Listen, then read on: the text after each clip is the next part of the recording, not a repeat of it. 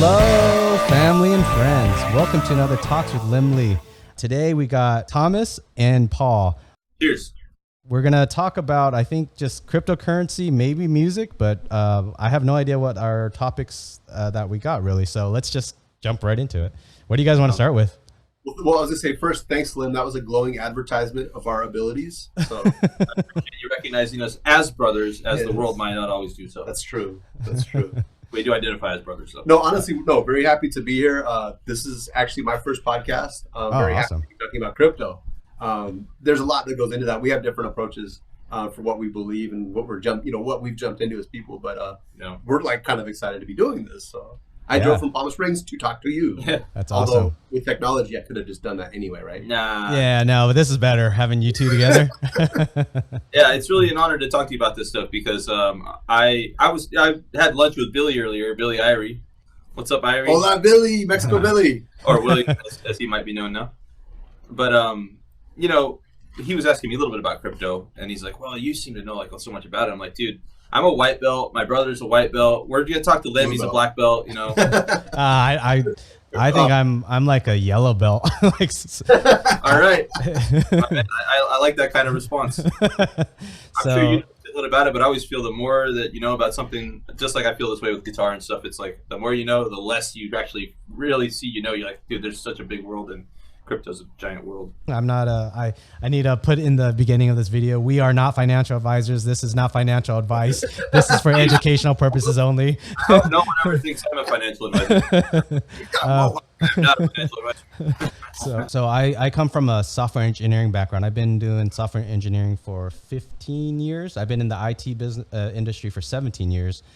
So when I look at cryptocurrency, I try to think of it more on a technical level, but then I try to take in what I think people's personalities and economies will do with it. Because I think crypto as a technology is going to be around forever. I think you'd have to take us back to the Stone Ages literally to kill cryptocurrency or blockchain at this point. So I'm a bit biased. So I think that would be interesting to hear your guys's. Let's I don't know if we should try to describe ourselves. So I think I'm a very sci-fi optimist. So I think of blockchain so far in the future, how it could affect communities, the world, and how it can have a paradigm shift on everything we do, from car insurance, voting for the president, potentially, full on government could be on the blockchain, banking, obviously.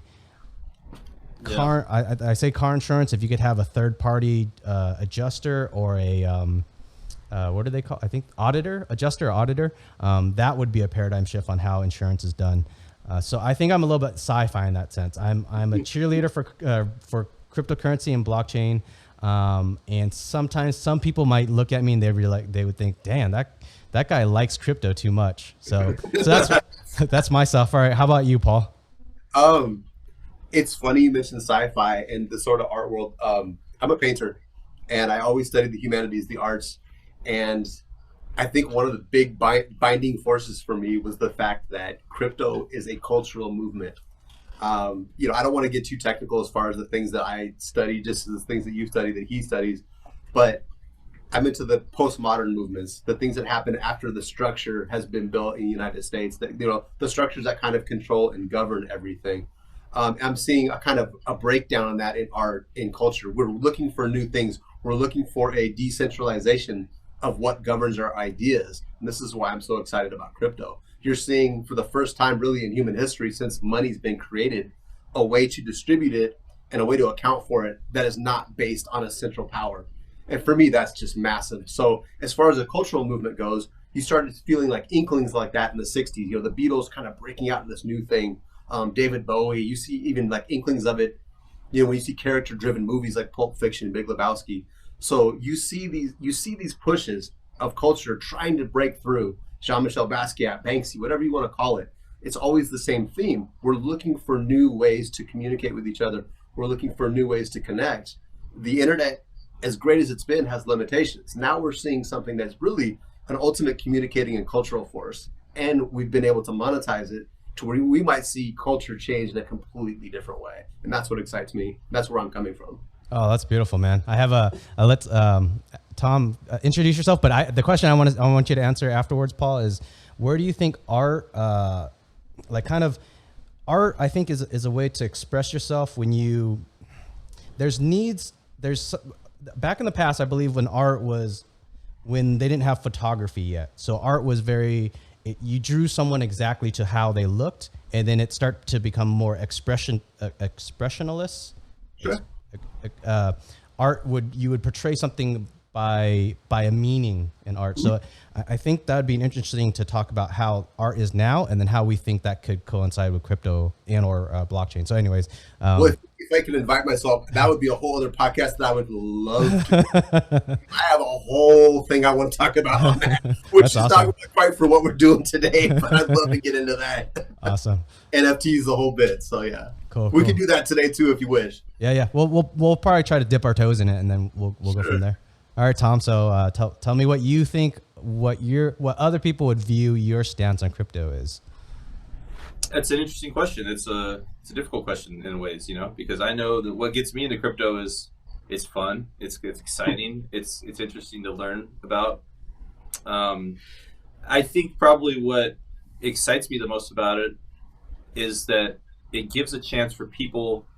It gives a chance for the little guy to become financially stable. We come from this financial system that's existed for thousands of years. I mean, it's changing, of course, but basically the idea of bankers and then developing into creditors, and then now with this system that we have where it's just a trap for people to get stuck into, and that they say you need credit, you have to have credit to do this. Well, I raised my credit up to almost 800 this last year, and I still have a hard time getting any small loan that I want. It's just like, I don't really believe in it so much. There's something else behind it. Whoa, really? 800 credit score, and you have a tough time. I got to 796 during the COVID times. Sitting back and buying shit, paying bills off real quick. I got it up for really, really good over that year, and I couldn't get a small loan. I tried getting loans for my business. I just finally got my first business grant yesterday. That's why I bought a computer, which I want to talk about that as well later. GPUs, CPUs, crypto mining. So later on, let's yeah. Right? Because I feel really interesting about both sides of that. Yeah. But anyways, I think this gives people an opportunity to try to break free from maybe where they've been stuck at, socioeconomically, and perhaps where they feel like they're a part of, also culturally. I don't think any of us came from money. We're all probably middle-class people when we grew up. That's what we called ourselves. Yeah, I know. And now the idea of middle class is something that's disappearing. You have people that are pretty poor, people that are less poor, and people that have a lot of money. And then this middle class is like we're in San Diego. If I had the money that I make and I went and lived in Thailand, I'd be doing pretty freaking good. But at the same time, I'm not going to be able to charge people probably $60 an hour for guitar lessons if I'm in Thailand. So things are balancing out. But basically the idea is that there might be a way with crypto for no matter who you are, no matter where you're from, if you're smart enough with your investing and you hopefully educate yourself and get involved with projects that are truly trying to help people, like I think Cardano is one of those projects, truly has a good heart and a good community out there trying to help the world. I see it as limitless, and possibly being able to help equalize economically where we are if all the billionaires don't buy it all up right now while everybody's scared and people are selling their crypto because they bought in it for Dogecoin for SNL. Like I bought a Dogecoin in SNL, but I'm not selling that shit. I'm buying more if it goes down, Yeah. So interestingly enough, the three of us did not mention just the monetary greed that the word cryptocurrency, as in we want to just get rich, or most of us would like to get rich. I'd like to. Yeah. So I can't deny that is a driving factor. It's not the driving force of all of it for me. I don't know where. Let's just talk about crypto as money, cryptocurrency as money, and then do you guys think? I know I haven't, or my answer on this one. Do you guys think that many people will get rich off of crypto, or can it be said that too many people will get rich off crypto, or what do you guys think? Let me piggyback off what he said and then answer your question kind of in the same in the same vein. I think what we're looking at is an inclusionary system. If you're included, if you have the ability to really be part of something. I mean, if you think about it these days, like he's saying, like, you know, raising your credit up that high is not only hard, but once you get there, then what happens? Well, nothing, because your money isn't worth anything. You know, I could have, let's just pretend to say I have $100,000 in the bank. I still have to go in debt to buy a house. I still have to go in debt, or I still may want to take out a loan to buy a car, you know, depending on what I want. So I think what we're looking at with crypto, yeah, granted, we want to make money off of it. We want to prosper. That, you know, human beings want to always have a little bit better. But I think the main idea here is, and this is what is so exciting, is wow, we get to be a part of something, not just the future, but we get to be a part of a financial system that we have a say in. That's just huge. Like I've never felt like I had a say when I went to Bank of America. I'm at their mercy. I'm at their percentages. Yeah. I'm at their fees. That hurts. I mean, that's not participation. Yeah. Dude, I mean, just the Bank of America thing. This is funny. I had an idea. I came up with an idea for Bank of America, right? And this was just something simple that they could do with their programming on their ATM machines. Oh, no. Right? I don't want to explain the whole thing out there because I don't want them to know it. And I think I should get paid for it if they use it. But basically, it's a really simple idea. I kind of figured out how much they were wasting with it and did the math. And it was, you know, it wasn't anything crazy, but at least like $16 million a year, you know, in waste. I went into Bank of America like, hey, I got this idea. It's going to really help you guys out. Like, I just want to talk to somebody. So, like, you know, they made me sit for an hour. I talked to somebody. They're like, well, yeah, this sounds really interesting. Like, what's the idea? I'm like, I can't tell you unless you sign some kind of non-disclosure agreement. Like, I'll tell you, but we have to, like, really, you know, I want to. He doesn't have a lawyer. Yeah, right.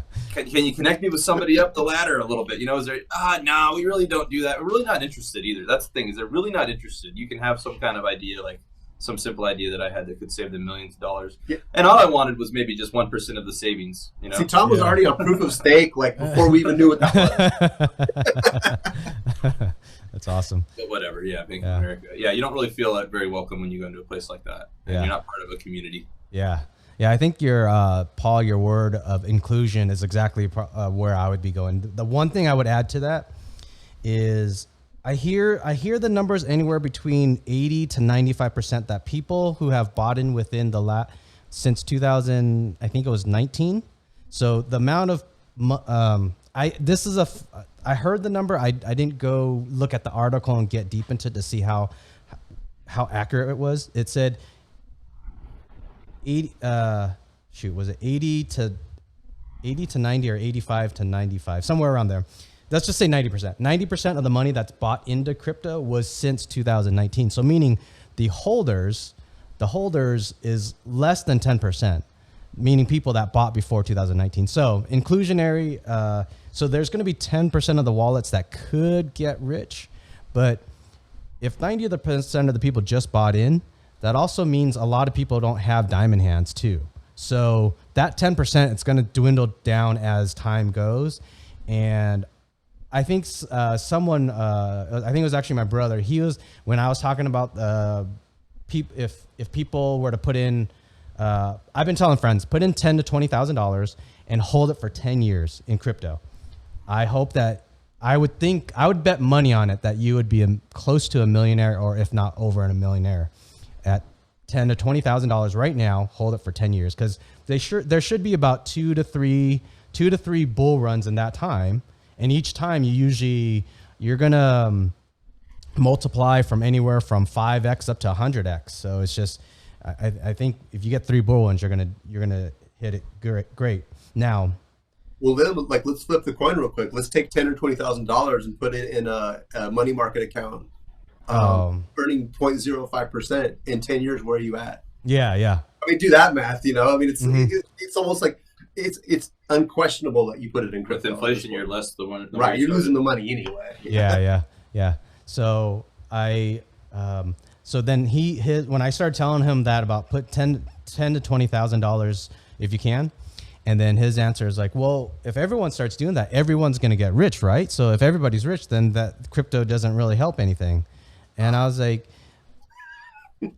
I told him no, because I think there's not enough diamond hands. So I think you guys understand that better than him. I tried to explain to him, people aren't going to hold for 10 years. humans, 99% of us, I believe, don't have diamond hand personalities. So then I try to explain that to him. And then I said, the other thing is the inclusionary benefit. Inclusionary is also the technology. So blockchain, supply and demand, you're going to get the cheapest transaction cost with the cheapest fees, the cheapest features. So meaning, say Ethereum has a smart contract. Let's say someone does an insurance thing. Someone does insurance on Ethereum blockchain, and there's a insurance company that you pay $100 a month, and there's like a $50,000 premium. If you get in a car accident, they'll insure up to $50,000. And in their wallet and that smart contract, as soon as you file a claim, it goes to a third party adjuster or a auditor adjuster. Adjuster will come check out your car and see you're at fault. If you're not at fault, then the adjuster could say, yeah, the insurance company needs to pay for your car. And then if it is your fault, then whatever the contract says, maybe they only cover so much or whatever. So now what that inclusionary and all that is, now we got a insurance company that should be the cheapest, should be the best. We got a feedback issue here. Okay. While you're doing that, I'm going to fix something on the laptop. I think we're good. I think we're okay. It was weird. It came in like a wave, almost like an electronic interference. Huh. It might be the government. Yeah. FBI's listening in on this crypto talk. This guy. So with the insurance thing, I think that you should get the cheapest insurance with the best adjusters, because right now adjusters are on the side of the insurance.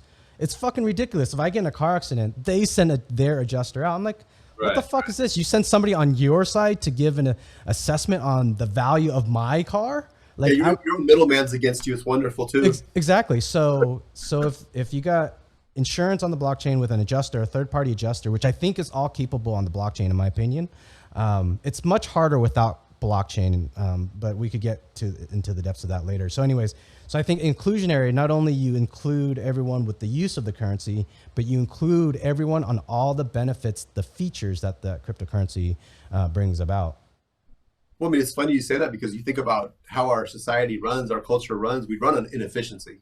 I mean, it's just one inefficient system stacked on top of another. Like, we have our own system of blockchain in a way. It's kind of anti-blockchain. You know, we have an inefficient way to create a freeway. Let's make it worse. You know, that we kind of do that with everything we do. The middleman idea, like, so much springs out of being a middleman, because all you're trying to do is deliver goods and services to people. That's never changed since the beginning of time, or since the beginning of commerce, I guess you could say. We're kind of in this mercantilist system where, as long as you can get the product to the person, it really doesn't matter what happens in between. And people talk about, oh, we're cutting costs, we're doing this, we're doing that. Yeah, but Tom goes to Bank of America. Let's just say that idea would revolutionize Bank of America. They're not going to do it, because it doesn't really matter what you think. You know, with blockchain, you have a completely different system of governance, where you're talking about, like, wait a minute, we have I mean, it actually is democratic. You know, what we participate in on a daily basis is not, you know, in any business. And another really screwed up thing about the way our system works financially too is that a company like Bank of America, actually they have incentives to lose money versus make money, because they're a company that can get a multi-billion-dollar, I think it would $1 trillion bailout from the government if they screw up enough, and they have tax write-offs for losses. So it's like there's this game being played where efficiency isn't even really the premium goal. If you're running too well, you're going to miss out on all those write-offs. You know, it's If you're running too well, it's in your favor to have a lobbyist and build the rules for in your favor. Right. It's a capitalist crap. Oh, crapulous. That's awesome. It seems capitalist. From a theory thought experiment, I don't know if I think capitalism. I don't want to use the word brainwash, but because we're raised in America, we were born and raised in America, we think capitalist is probably one of the best things. I don't know.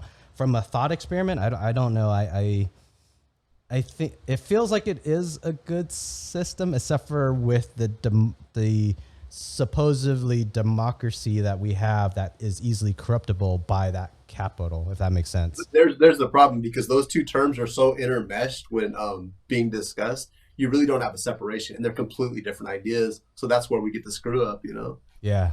I think with blockchain, like if some government were to, this is sci-fi now. This is Bring it sci-fi. I think if you build and respect blockchain from the ground up, because if you have a group of people, a community that ends up being a government, if that community believes that blockchain is untamperable or at least trustable, then you could do your finance system, your voting system, even your laws. You could write laws onto the blockchain, and you could have a democracy system built on the blockchain. You could have some sort of smart contract, or I don't know. I don't know enough if you'd have to build a brand new cryptocurrency, but you could build like a cryptocurrency where certain wallets have voting power, or they have powers to submit a new law. And then you have the people that have normal wallets that could approve those new laws or not. And then if that new law is approved, then it goes into the whatever Bill of Rights, Constitution, or laws or whatever in that blockchain, that cryptocurrency. So, I mean, if you have a group of people that say this blockchain is the center of consensus that they approve of, you could have a brand new world, a paradigm shift on everything. Sorry. Go ahead. Interrupt you. I think we do have that system already right now, except for without a blockchain. Because I think if you talk with what it sounds like what you're saying sounds like it kind of is like people with bigger wallets get to create the laws. No. Oh, I said no. No. Yeah, sorry. So they're in the trap. I only said I didn't label that bigger wallet. I meant a wallet that let's call the wallet an identity. Actually, I like that better, because the identity is just you, you, Tom, you, Paul, and me, Liem. We all have equal votes in this government. And let's say me and Paul say, Tom, you're going to be our president, where you could approve certain laws, but you can't make the laws. And then we're going to vote to pick somebody else that's like Congress and legislation. So then you could rebuild the United States government on this blockchain. So you see where I'm going with that? So the wallet's just identity. I didn't mean to say that a wallet who has a lot of money has more power. Yeah. But I think what you're saying is, and this is kind of like what it sparked my interest really quick when you were talking about it, is I think that might be on the evolutionary path for what we're looking at. Because really, you're talking about, this is a hard transition. And I mean, there could be a war over this. I mean, it could be something outstanding happening when this comes to a head. I don't think it's going to, because I think greed wins out over everything right now. And I think people's greed is actually going to trap them in the blockchain, and it's going to fuck them over. Just my opinion. But I think that is ultimately what's going to happen. Although kind of in these newer generations are a bit more egalitarian. We're a bit more looking out for the ecology of the earth. Like, we're looking for each other's well-being. However, you got old money, you've got a lot of things going on, but I do think an intermediary system could be a transition to that, like what you're explaining. You kind of have a governance body, and then you have kind of a citizen body, and you can kind of work through laws that way. I think that's absolutely possible. It might be next. I mean, who's to say? Yeah. It's like you said. I think governments will the current governments will fight to tooth and nail to keep their printing press of their money printer going, you know, and then like you said, maybe a war. I don't know. It might be more of a science fiction war. It may not be actually physical. I mean, we're already in the information war age, so I mean, it could be an entire electronic battle or whatever you want to call it. I'm not saying that's the eventuality. I'm just kind of saying, like, there's going to be a struggle over this for old money, for people that have always been in control. Yeah. That's a big deal. Just the funny thing is, you have this new billionaire class coming out that's completely in support of it. So you kind of have I'm talking about a paradigm shift. You're talking about billionaires globbing onto something that's actually going to destabilize them. I mean, that's Go ahead, Tom. Oh, well, I was just going to say, just to interject back into what I misunderstood you saying. I was thinking too, like, even if let's just say that everything went blockchain, right? And the people that were creating the laws had big money wallets, and the people that were voting at the small money wallets, even that would be an improvement over the system we have right now, though, too, because of the blockchain, because of transparency. Yeah, agreed. There's a level of responsibility if you know what lobbyists are paying who and how much money they gave them. Wouldn't that just be a big paradigm shift for our political system or the world? Yeah. What if somehow this just another sci-fi thought on that? So like you're saying, what if you created a what would I call it? USDF for future USD, and we take all the money that the US has printed already, all the money that's in circulation, and all the billionaires, we just assign them for every dollar that you have in current USD, we're going to give you 1 USDF. And then every citizen gets the equal amount too. Like in your bank account, if you have $400, you're going to get 400 USDF. And then there's a hard deadline. This is total sci-fi. Yeah. The government says on July 4th, next month, everyone's going to have an equal amount of USDF as you have USD. And we're going to only use USDF. And I think I actually forget who said it which one of you two just said it, but I think that would still help us. Even those billionaires are still billionaires, but you have transparency. Yeah, I think it was you, Tom. Transparency on that, because then they can't print any more money. You know exactly where that money's going. Maybe you may not know exactly where that money's going, but if the billionaires are buying cocaine from some company, hopefully you could see that transparency or something. So, but the transparency, I think that's a huge thing. Yeah, well, and if people are paying each other off to commit. Yes. That's really important. Yeah. We don't have that. There's no transparency in a bag of money that's, I don't know who gave me that. Yeah. Like those lobbyists, sometimes you see, or when you watch some of the documentaries, they're dropping $200 million, $400 million to certain lobbyists, groups, lobby groups. That's just crazy. That's a crazy amount of money that it should be. It's so corrupt. I don't even know if we should get into that. Well, it's funny because it's funny, in a sense that people aren't seeing what's going on in the world because it's leftist or it's rightist, Republican, Democrat, all that. People are going en masse and protesting. But the undercurrent is people feel fucked over by the system. And I think sooner or later, people are going to see that, wow, this is kind of the same struggle. Because we're also looking at basically everybody understands we need an overhaul of our credit system. Yeah. Talking about with this credit score, similar to mine, kind of a thing where, you go through these ideas of I have to generate debt in order to receive credit, except I'm just getting credit to get in more debt. Mm-hmm. So any banker that's actually being honest is going to go, the business I am in is corruption. The business I am in is really just a trap. So I think even at a large level with these new billionaires, you're seeing the fact that they understand that our financial system is completely screwed up. Mm-hmm. And it really is across the world. And this whole system they've got kind of built where, a nation's it has this credit rating and people have this credit rating. And that stuff's going to go away. It's so analog. It's ridiculous. And it's really almost up to people's, there's a discretionary body. There's a central bank that tells you, this is what this country's worth. This is what this country's worth. And that's where, maybe this is a jump in, but this is where Cardano fucking fascinates me. I feel like I'm watching Panther and it's Wakanda because all of a sudden you have this, they're all about Africa. And you have this idea that Ethiopia's already, ascribed to one of their little departments. But you're talking about, wait a minute, here's a structure and a system that you can make work for a country or a continent. If that actually happens in Africa and it actually takes off, you're talking there's almost 200 nations in that continent, give or take, depending on what's going on politically.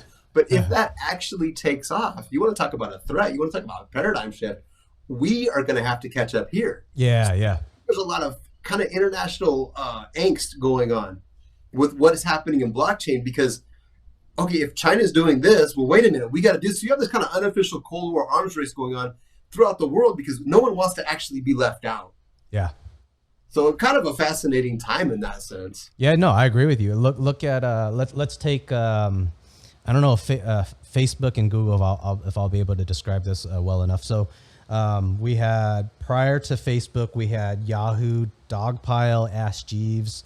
Wow, yeah, you're going back. Yeah. And then before, I remember that one. I was searching everything. Holy shit! I remember when Google first came out. I was like, "That's the dumbest sounding thing I've ever heard." Yeah.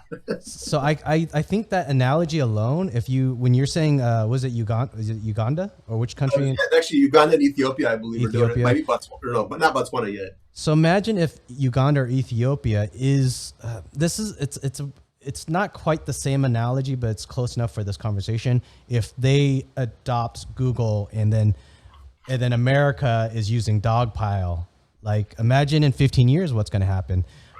That paradigm shift also, that's huge because I think when people talk about that, I hear some counter arguments. Some people tell me, well, that's Africa. They don't have much money, so they're not going to really profit that much. They're not going to do well anyway, or they're not going to affect the world enough anyways. And those people tell me like, when it comes to America, then I'll believe. And I'm like, well, just wait till America starts to get too far in the race, and then what's going to happen then? So like that, with blockchain and cryptocurrency, you start doing those paradigm shifts from car insurance, third-party adjusters. You cut out like a lot of accountants, because what do accountants do? They look at the numbers and assign where that number in that company, where that went to. But with blockchain, you could probably build it in a way that you don't need accountants anymore. You get like less boredom in the world. I mean, they're not really fun to be around. I just Billy's brother, I just did a podcast with him 2 days ago. He's a CPA, and then he was like, well, there's nothing fun to talk about CPA. Let's not do the podcast on that. Yeah, I think half of Monty Python's sketches were based on not being an accountant. You know, like I guess a couple of accountants and they just quit. You know, I mean, Jesus, what do you do other than drink and do math? Ouch. Yeah, that sounds rough. So I want to keep billionaires' money. You know. Oh, woo. So with accountants, you can maybe cut out in Uganda and Zimbabwe, Ethiopia, Zimbabwe, Ethiopia, Uganda. So you can cut out maybe accountants, maybe lawyers to some degree. I think lawyers will be in. I think lawyers will take a little bit of time, but that is a big one, because if the smart contract says in the rules, these are the clauses. You pay X amount of dollars, you get covered this amount later if something happens. It's written in that smart contract. There's no denying it. Well, can I interject something? That's you reminded me of something. I'm a huge Prince fan, and I figured we were going to get into what coins we were bullish on. I'm really bullish on Polygon for a number of reasons. But the first, I feel like I don't want to be like derogatory, but I feel like an amateur. Like I'm like somebody's girlfriend coming in and going, "Oh, I like that team because of their colors." You know, I seriously picked the coin because of that. Polygon. It's got like the Stussy, right?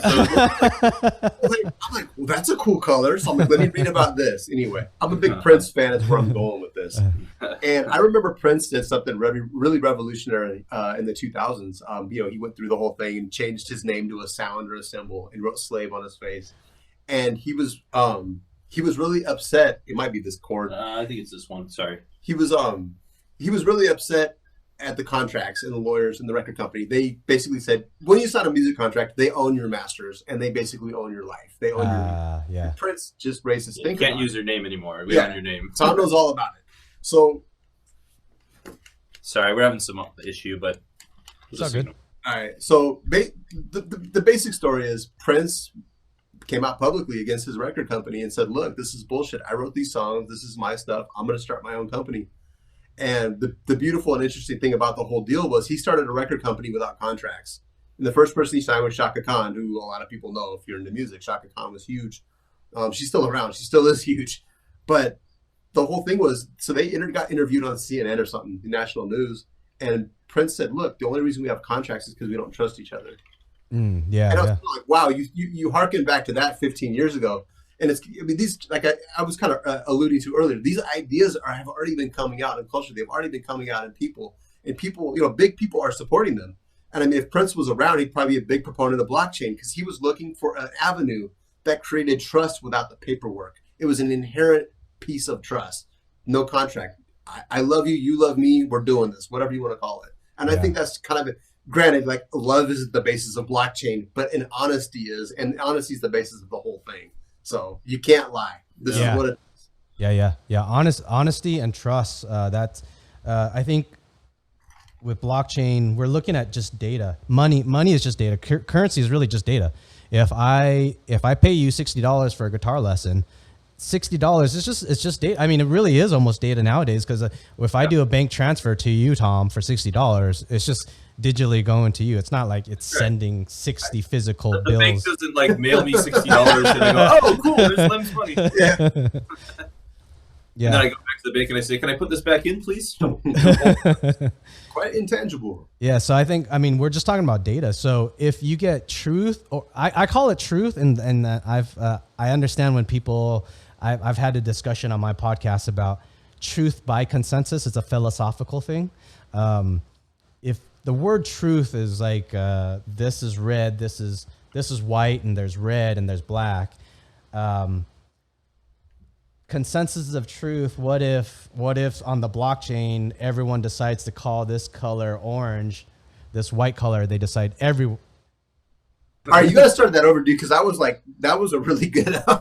Okay, so truth by consensus. Yeah, that's a philosophical thing. If you Wikipedia, it's philosophers have been talking about for a long time. I was doing a consensus of truth, but they call it truth by consensus. So if the three of us agree this color is white, this cup has the most color is white on the outside. But if later on this blockchain, our language, we decide this should be called orange, that really doesn't matter. It's still truth by consensus. I mean, the same thing with language or money. It's just the majority of people that agree with it make it so. And I think that's a hugely powerfully underestimated thing about blockchain. If you could do truth of data on blockchain, this could revolutionize the world. I mean, but we already talked about it with government. That's truth by consensus. Money, currency, truth by consensus. Everything that's available on blockchain is truth by consensus. The smart contract, if you get a lawyer, if you have an issue with the smart contract, you may not need a lawyer and don't need an accountant.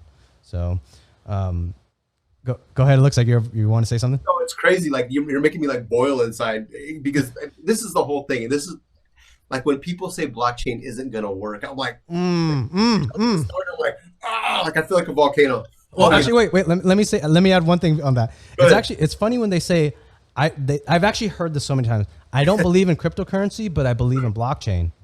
And I'm like what? Okay, go ahead, Paul. No, so like, exactly. I mean, either way, blockchain, crypto, none of it's going to work. This isn't going to work out. It's a scam. It's a hustle. Exactly what you're explaining is exactly how money came about. Money is a system of trust. An economy is a system of trust.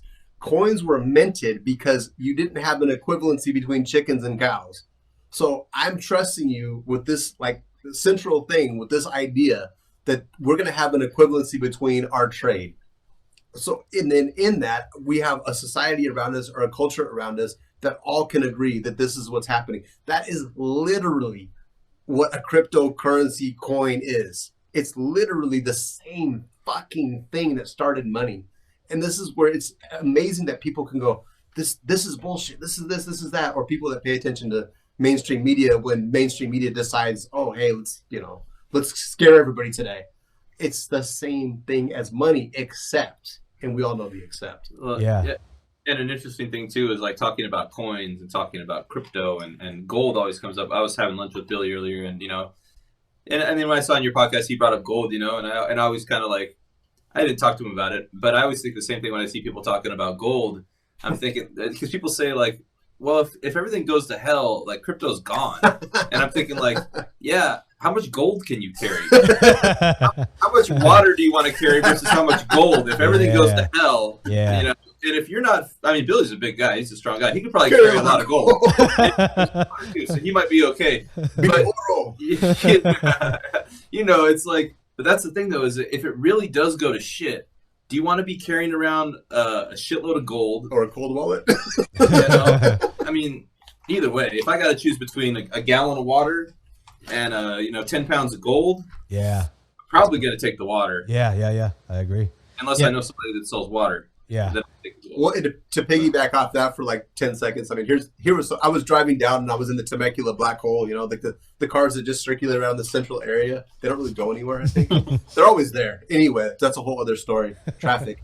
talk about inefficiency and modernity and stuff like that, but people chose gold arbitrarily to be valuable. What's the difference with crypto? Why did they choose nickel? Nickel's shinier. Oh, gold happened to be easier to make into jewelry. Let's choose gold. Yeah. People created a value for gold. They didn't have, it wasn't the electronic age where they realized gold was good for a lot of things. Yeah. It was an era when there wasn't any of that going on. There wasn't electricity being harnessed. Yeah. So gold was an arbitrary choice. Platinum was an arbitrary choice.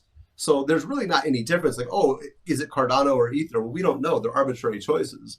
But yet behind them is an idea. So same thing. Behind gold was an idea. That's all that, that's why gold is some $1,000 an ounce and you could buy nickel at, pennies.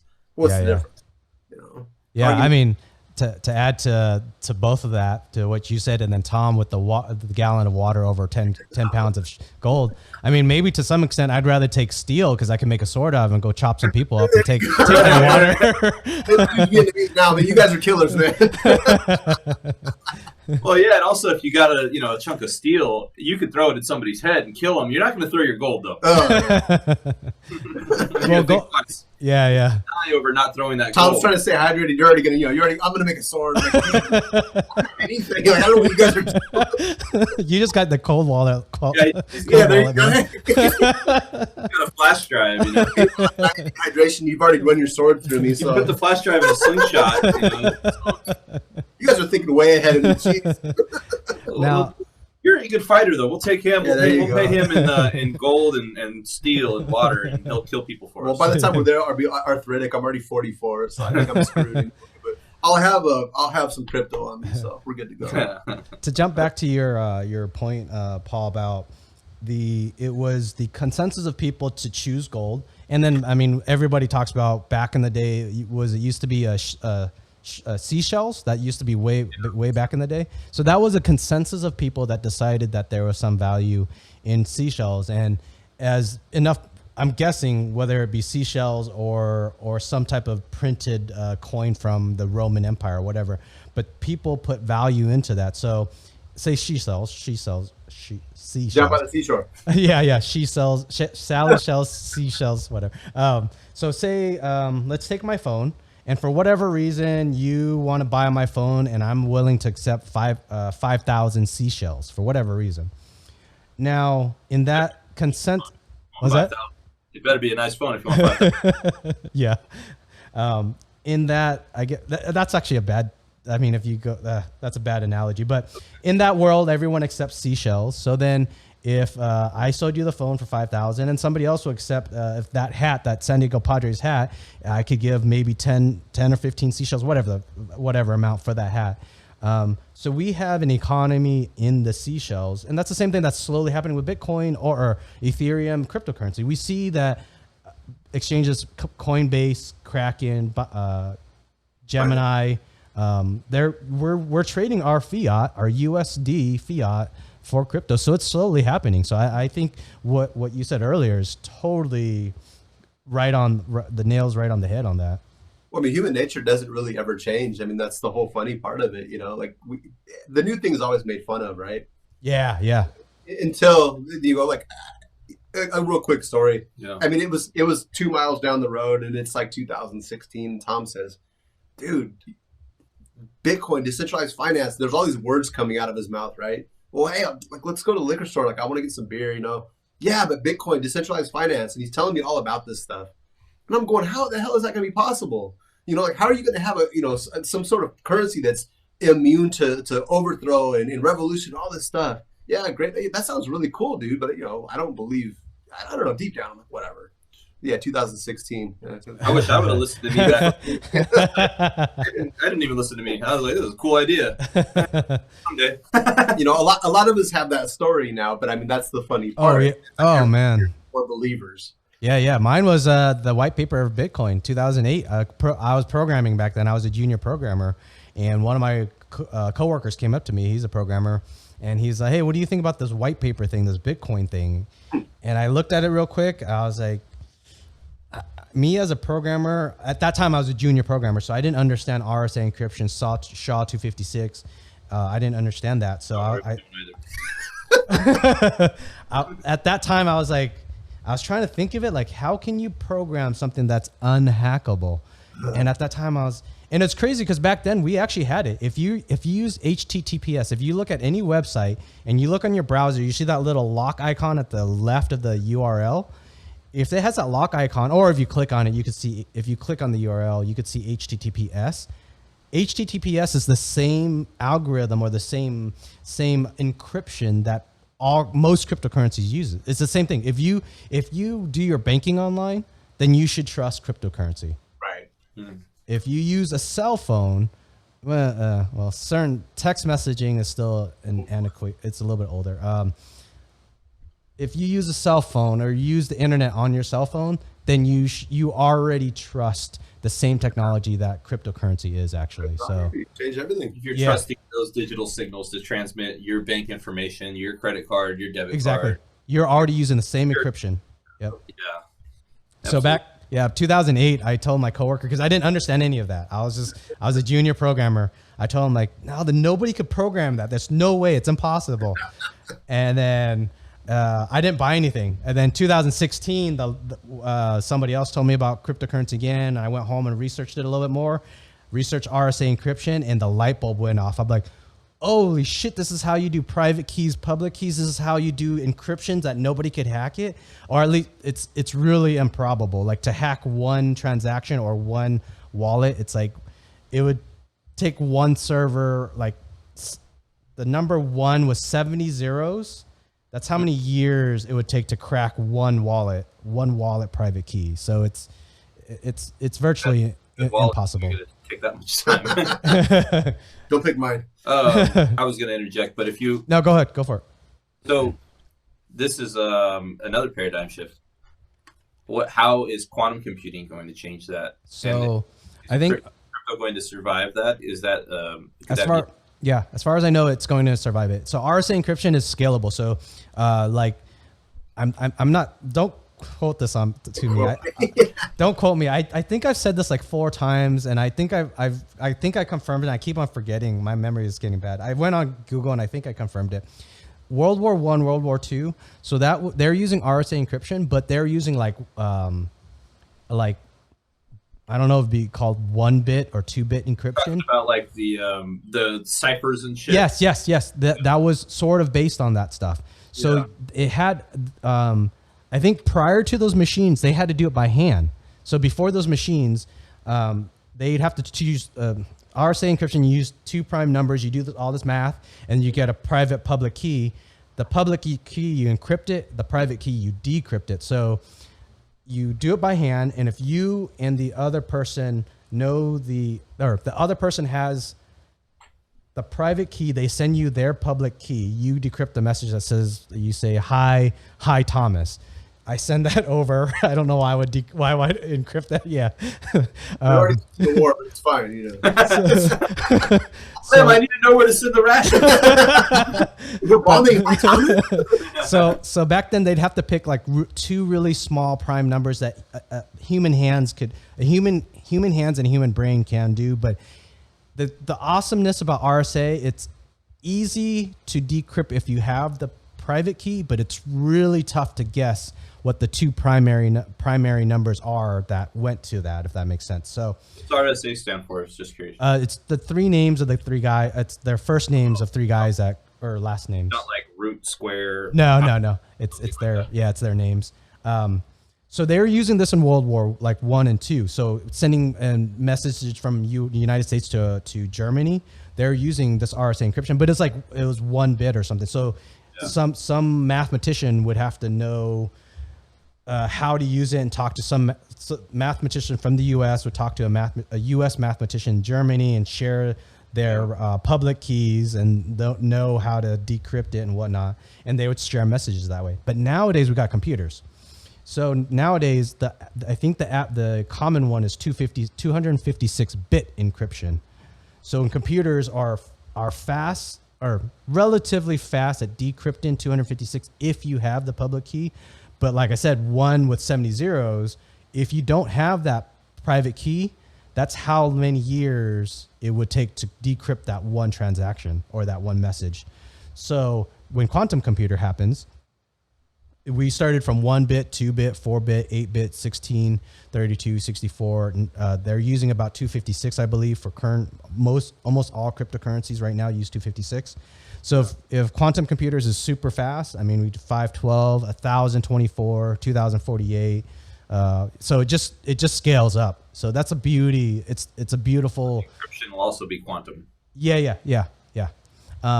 If quantum brings an X factor that we can't account for, that'll be something we'll know when we get there.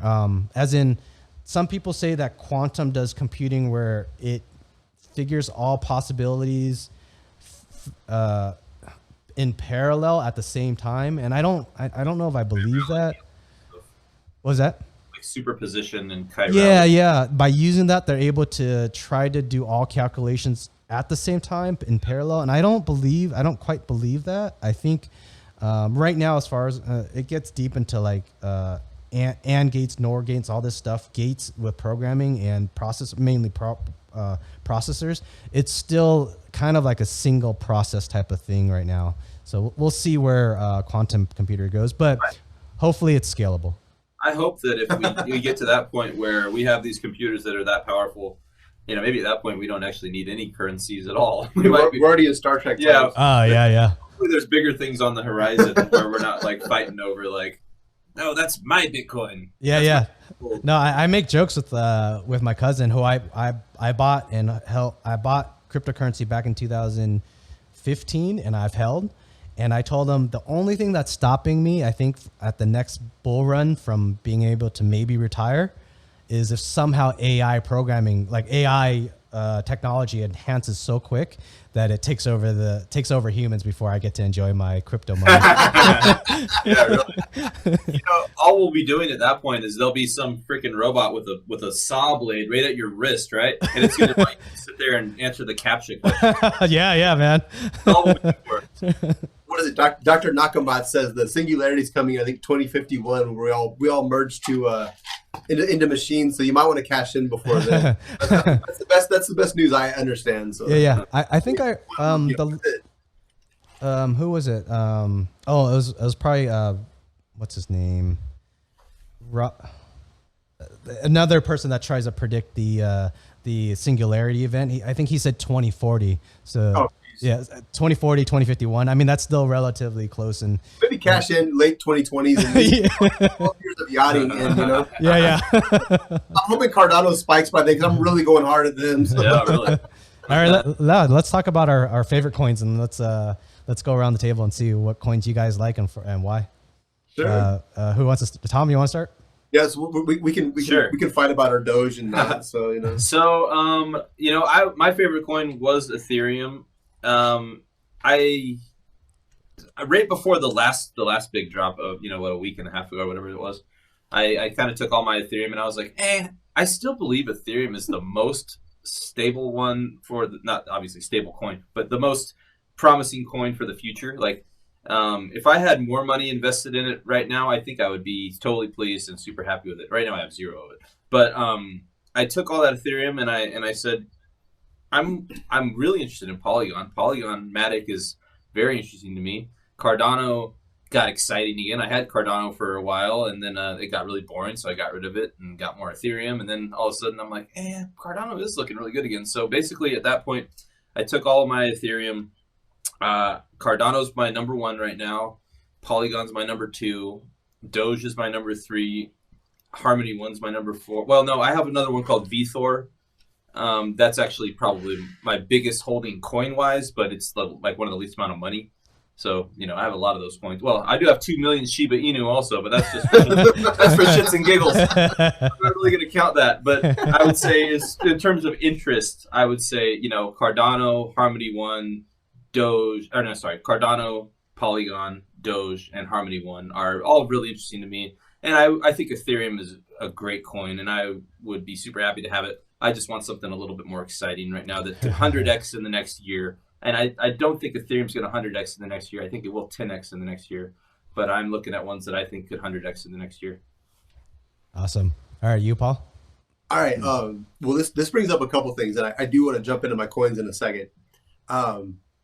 I would love to cover and get your ideas as well. I mean, we all have our own ideas about it, about kind of smart investing, working with the market, and kind of like strategies as far as covering our bases. I think those are really massive topics to cover. I'd love to talk about those today as well, because you're talking about, this is such a foreign thing to a lot of people. Is it like playing the stock market? Is it like playing roulette? I mean, who knows? So we've kind of got a lot of like, everybody's got their own idea about how to invest in crypto. I'd love to hear yours. I might have a bit to share. He might have a bit to share. But anyway, maybe after this, we can kind of talk about that if we got time. It'd be interesting to kind of share on that. I'm always curious how people are doing this, because for me, it's guesswork. We have our own crypto stories. Yeah. I think we got time for that. So yeah, go ahead. When I really started tracking crypto about a year and a half ago, like seriously tracking it, and I didn't know enough about it. I was looking at Bitcoin and Ethereum, and funny enough, I didn't really realize how many coins were out there and what I could invest in. But I had a thing for Ethereum and I couldn't explain it. And I'm like, you know what, this is the one. So my portfolio is 75% in Ethereum right now, as far as the money goes. The reason being is I see everyone attached to it. Everything's growing off the Ethereum network. For me, that translates into finance. That translates into a financial value of some sort. It's an asset. With them coming out with Ethereum 2.0, and they have other, the hard forks dealing with scalability. Like, you have a lot going into Ethereum to keep it going. I think there's going to be a large investment there from big money. So I'm like, you know what? I'm going to copy that idea and put a lot of money into Ethereum. I'm only in 3 coins at this point. I decided to consolidate because just like I wanted to talk about, like kind of like investment strategy. I was in 6 or 7 coins, but they weren't enough to be a big deal unless something 1,000x. So I consolidated down a couple months ago, and I'm really only in Ethereum, Cardano, and Polygon at this point. Really, we have similar portfolios in that sense, other than I have Ethereum. I really went pretty hard at Cardano. I'm excited about it, and I kind of see it as maybe I'm cashing in, most of my Ethereum in the next few years because I do want to see a return. That may not be a good idea to a lot of people, but I want to see a return come. And maybe I'm cashing my Cardano in 10 years. And Polygon's kind of my little gamble because I like what those guys are doing. They're busy, man. They're in everything. So I really am excited to see what happens with Polygon. They just kind of I watch their videos. I don't watch Polygon prediction videos, Matic, and you see them really, they're like I work 18 hours a day. We're in gambling. Now we're doing this. Now we're doing that. I think that hustle mentality might pay off for those guys. So I'm going to kind of try to play that market a little bit more hey, when's the time to sell? When's the time to buy for those guys? I think a lot's going to happen with them. Yeah. So for me, I have mostly 90% into Ethereum for my portfolio. I have about 5% in Bitcoin, and then 5% others, XRP, Monero, EOS, Cardano, Harmony. No, I think I haven't bought Harmony yet. Solana. I do plan on buying some Harmony, but I haven't yet. Solana. Good time. It's only 10 cents. It seems like it's gonna, if it ever gets to $1 or 10 or whatever. Yeah. I think what Paul brought up is probably a good way to break this down. Is you asked how to break down investments in the cryptocurrency space. So I think of it in about 5, I forget if it's 6 pillars now. There's platform, speed, privacy. What was my other pillar? What was that? Scalability, one of them? I would probably put that in the platform. Okay, so let me describe platform. So platform is like Ethereum. It's like Harmony, Cardano.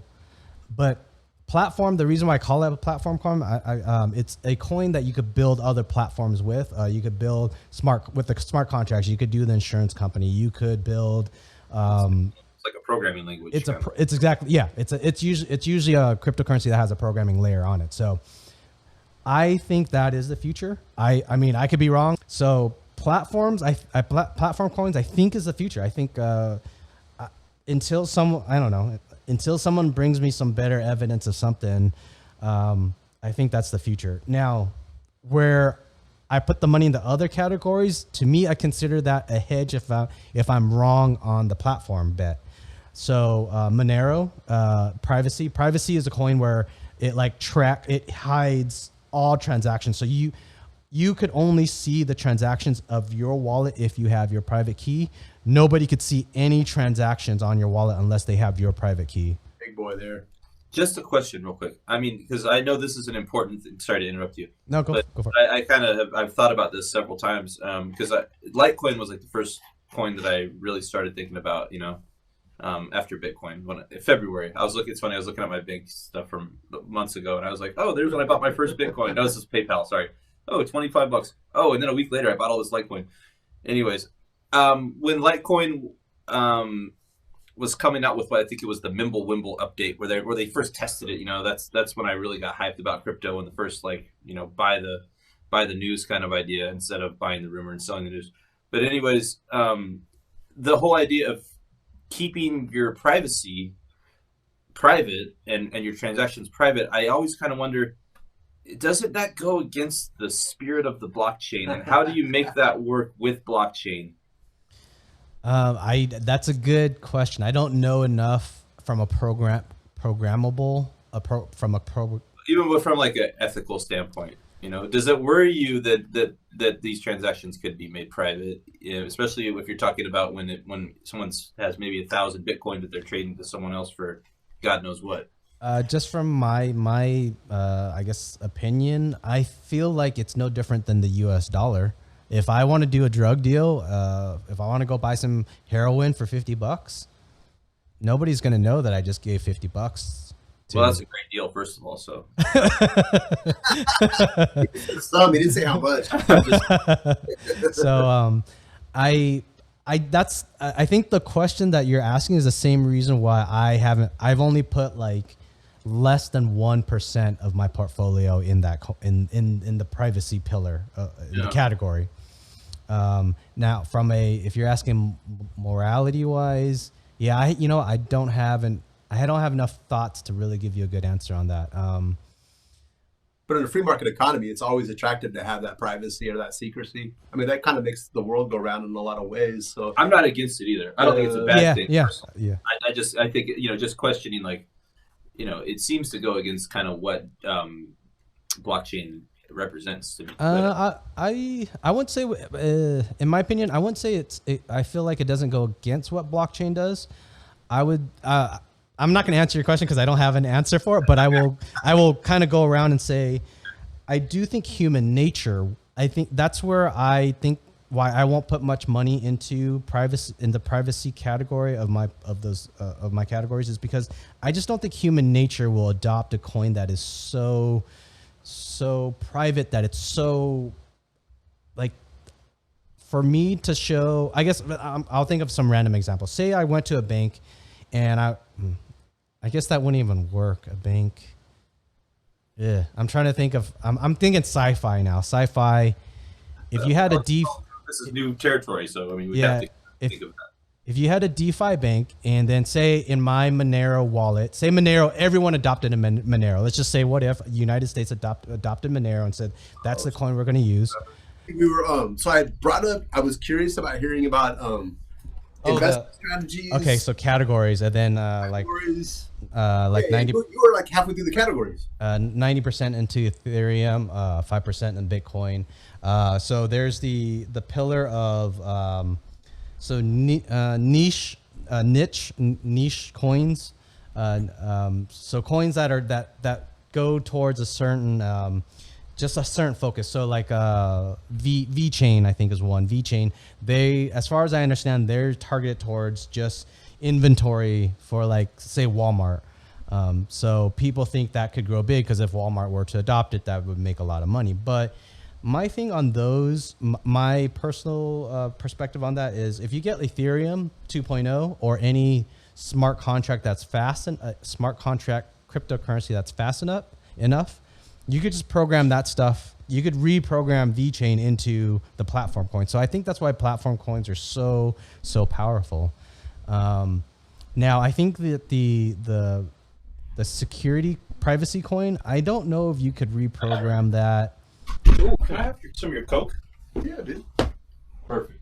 Sorry, we're talking alcohol now. Tom's trying to bump some Coke off me to mix with this devil's liquor. You know, I'm not doing stuff like that right now.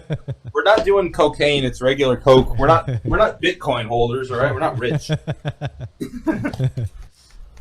So, was it? So, yeah, I think if you could program those like VeChain onto Ethereum, so I don't see a use for it. I don't think you could program. I don't think so. I might be wrong. I don't think you could reprogram Monero or a privacy coin into Ethereum 2.0 or Cardano's. You have to do that from the bottom up. There might be a way that they could try to program something to reprogram Monero into Ethereum. And for now, I'm going to say no. I don't think so. So I think humans won't adopt the privacy coins. I just think humans won't. I could be wrong. Then the other niche ones I actually thought a centralized coin would be, so centralized is a potential pillar category. So XRP, Stellar, even I actually don't know USDT, even though that's pegged to the dollar. I hear that there's a centralized body that controls that. So that's centralized in my book. I don't know if USDC. I don't know how that one's programmed. I don't know enough about that one, so I can't say that's centralized or decentralized. I don't know enough about it. So I thought XRP, Stellar, or EOS could have been a potential baby step from a government. I thought that was how EOS might play out. I thought maybe a government might say, "Hey, if I could control Uncle Sam, the governing body, says, hey, EOS is a governed coin.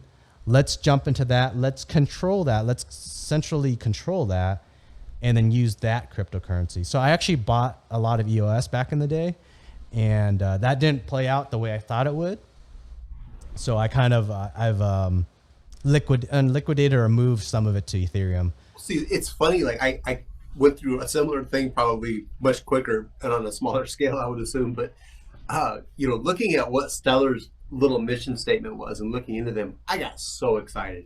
I'm like, oh my God, man, I'm gonna buy a bunch of this stuff. This sounds so cool. Like, what an amazing idea, right? You could even earn a little free Stellar on Coinbase and stuff, whatever. Great. So I'm really excited about Stellar for about a week and a half. Then I start thinking about it. I'm like, wait a minute. This is so ambitious. You're talking about we're going to go ahead and unify the entire banking system of the world. Dude, okay, in the long term, this might be an amazing buy, but if you're trying to make money right away, or if you're trying to just as far as an application goes, you're talking about, this is fucking crazy. So honestly, I bailed on it right away. After I came to my senses, I'm going, okay, I'm looking at what Cardano's doing, I'm looking at what Ethereum's doing, I'm looking at what Polygon's doing, other coins. I was actually in Bitcoin at that moment as well. And I ended up shifting from there to Bitcoin because I'm like, okay, Bitcoin is clearly where the big money is behind. But as far as unifying an entire, and this is kind of something I was thinking about talking about for banking strategy, investment strategy. When you're looking at a coin and its applicability to the real world or its mission or whatever you want to call it, are you going to put your money behind something that might take 20 years to unfold? And you've also got 5 rival coins doing the same thing.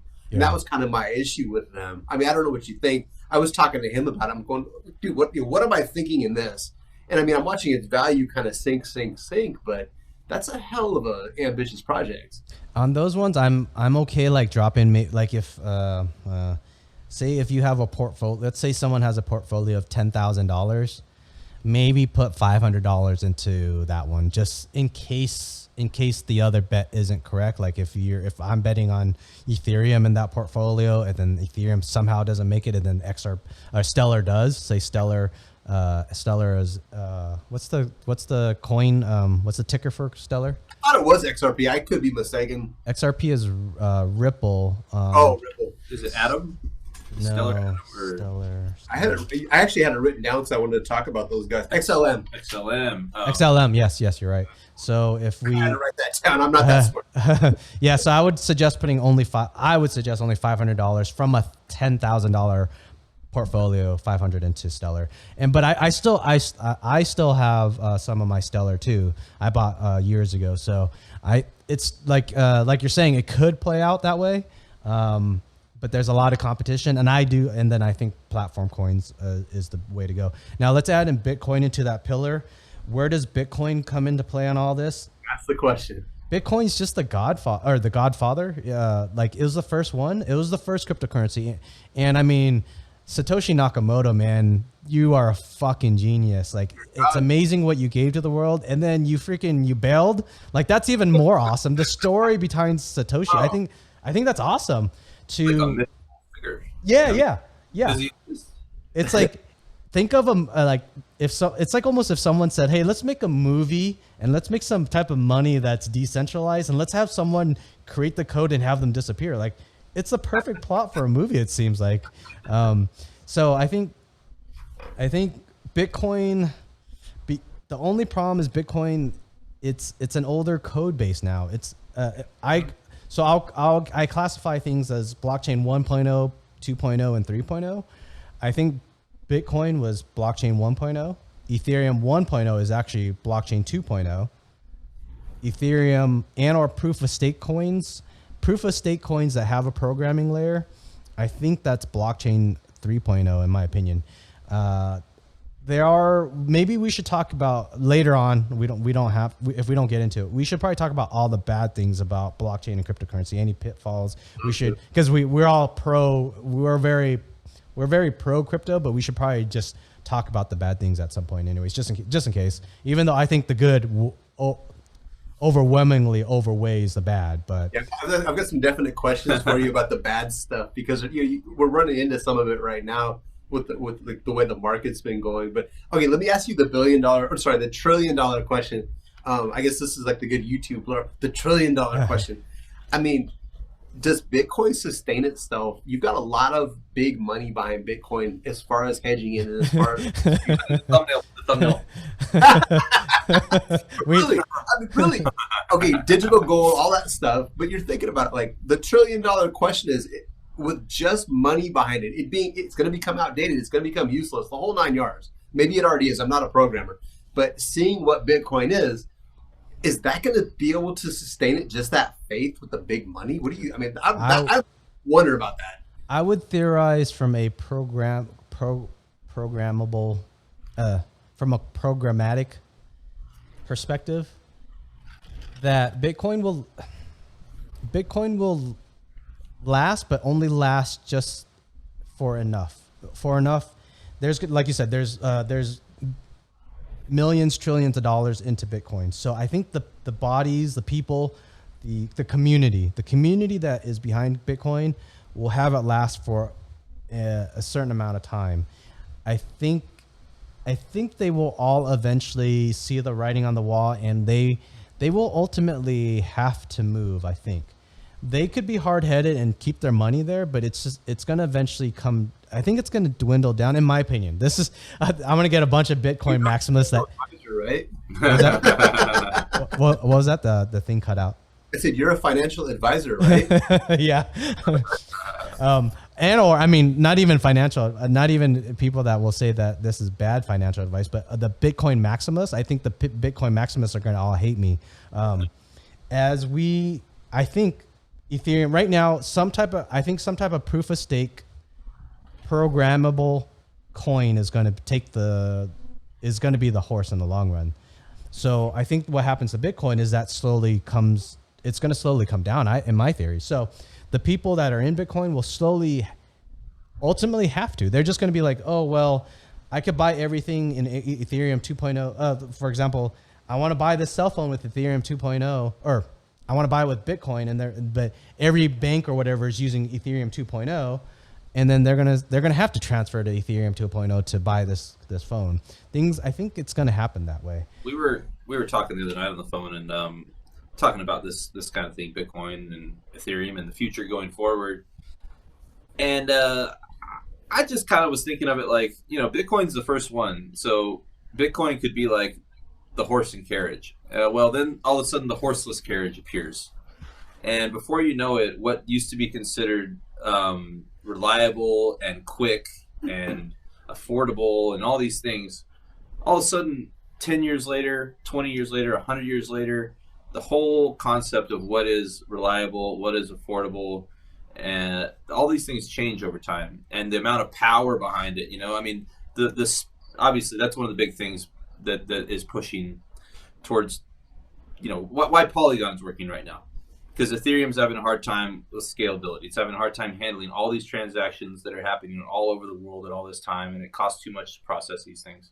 And Bitcoin's older than Ethereum, so it's like you've got these steps that are happening for things to become more efficient and cheaper to operate. So it's hard to, it's like, yeah, it's the granddaddy. It's hard to see it like go away, but at the same time, it's like, there's, in what industry, in what world do we have something that was the first concept that still is the freaking top dog? Yeah.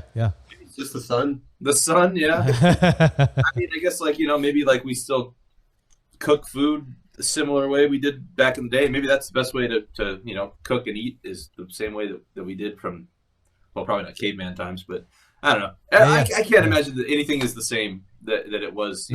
I totally agree with you. I just don't see a way Bitcoin lasts unless it evolves somehow. If you got the blockchain 2.0 and 3.0 coming out or being used, and they're still on blockchain 1.0, I just don't see how it lasts. You never hear any like Bitcoin news in that sense either. Like, you hear like, oh, Cardano is rolling out this, ETH is rolling out this. You don't really hear Bitcoin news in that sense. It's just speculation news. It's a commodity, so it's just holding value. Well, hopefully it's a commodity, I suppose. I think it could it might be able to get by on its layer 2 stuff, so it may build things. You could build, I don't know a quick way to describe it. You could build things that are kind of separate but still work with Bitcoin, like a Lightning Network.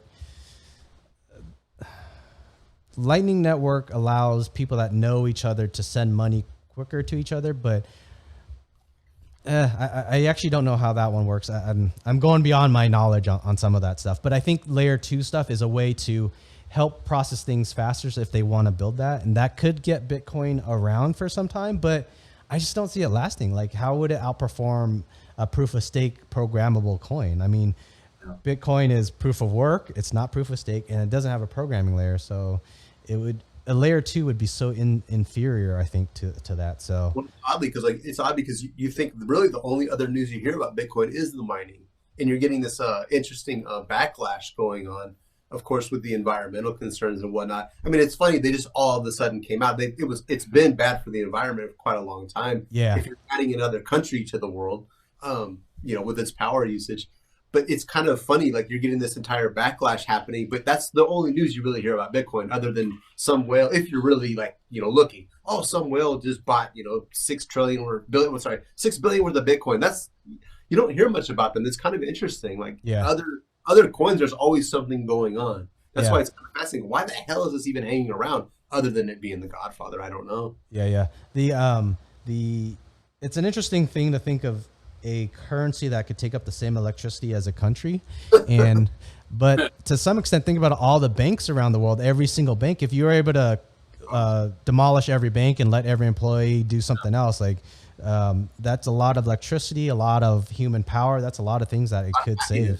Or even imagine if those banks started to run efficiently. Yeah.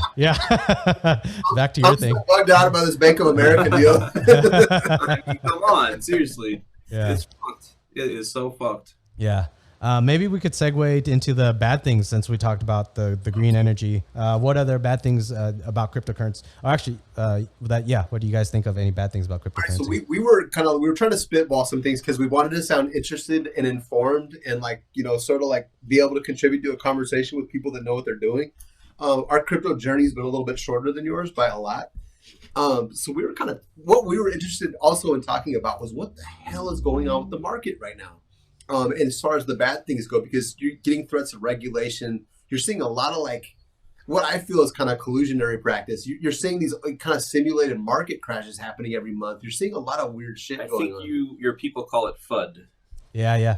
To add to that too, so either FUD, market manipulation from the billionaires, or market manipulations from large exchanges.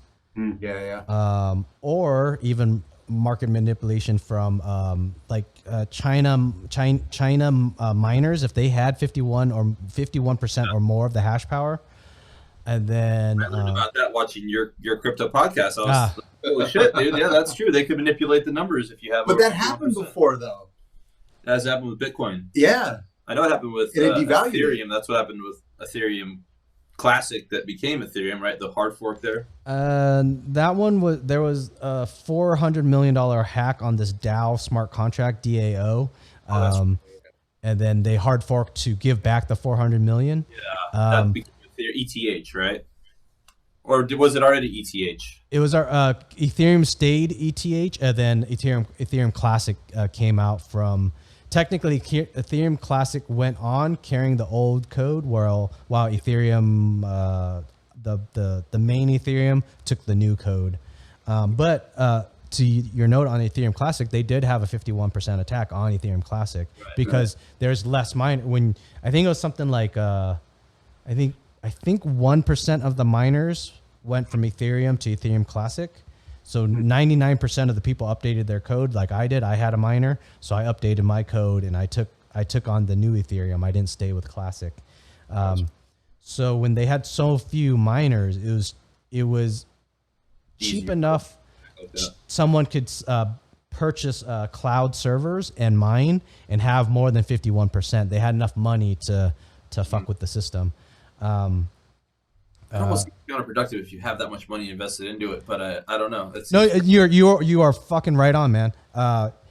There's so many cases where it behooves a person to work with the system. That's the summary about what I'm about to say. So if you saying that with Ethereum Classic, let's just take. I don't know what the amount of money was. If I remember. I could be wrong on this. They spent less than $2 million to purchase all those mining cloud servers, and then they are able to hack the miners, their miners. It's not easy too. You got to purchase $2 million worth of miners, and then you got to hack the code, and then you got to tell the code upon a coordinated block, say block 1,000,001. When that block happens, all 51%, all my miners, which is more than 51% of them, the network, if I had $2 million at the time, I would have to tell all my miners in the software at block 1,000,001, you're going to give me a bunch of money. Like I'm going to program something like, give my wallet, 500,000 Ethereum Classic. Because 51 miners agree to that. This might be slightly simplified. I might have it slightly incorrect, but for the purpose of our conversation, I have to hack the code, tell my 51% miners, or all my miners, that's 51%, to agree on something, and then I get something later. Now, to risk so fast and so instantly that there's no check. It's about 51% agree. Oh, I see. So the check, there is a check, but it's corrupted. It's corrupted, and then the 49%, if I'm, I might be wrong on this, but I think the 41% will just say, well, that 51%, they're they are the consensus, and then the 49%, they kind of say, well, maybe I did something wrong. Oh well, I'll just follow that 51%. Yeah.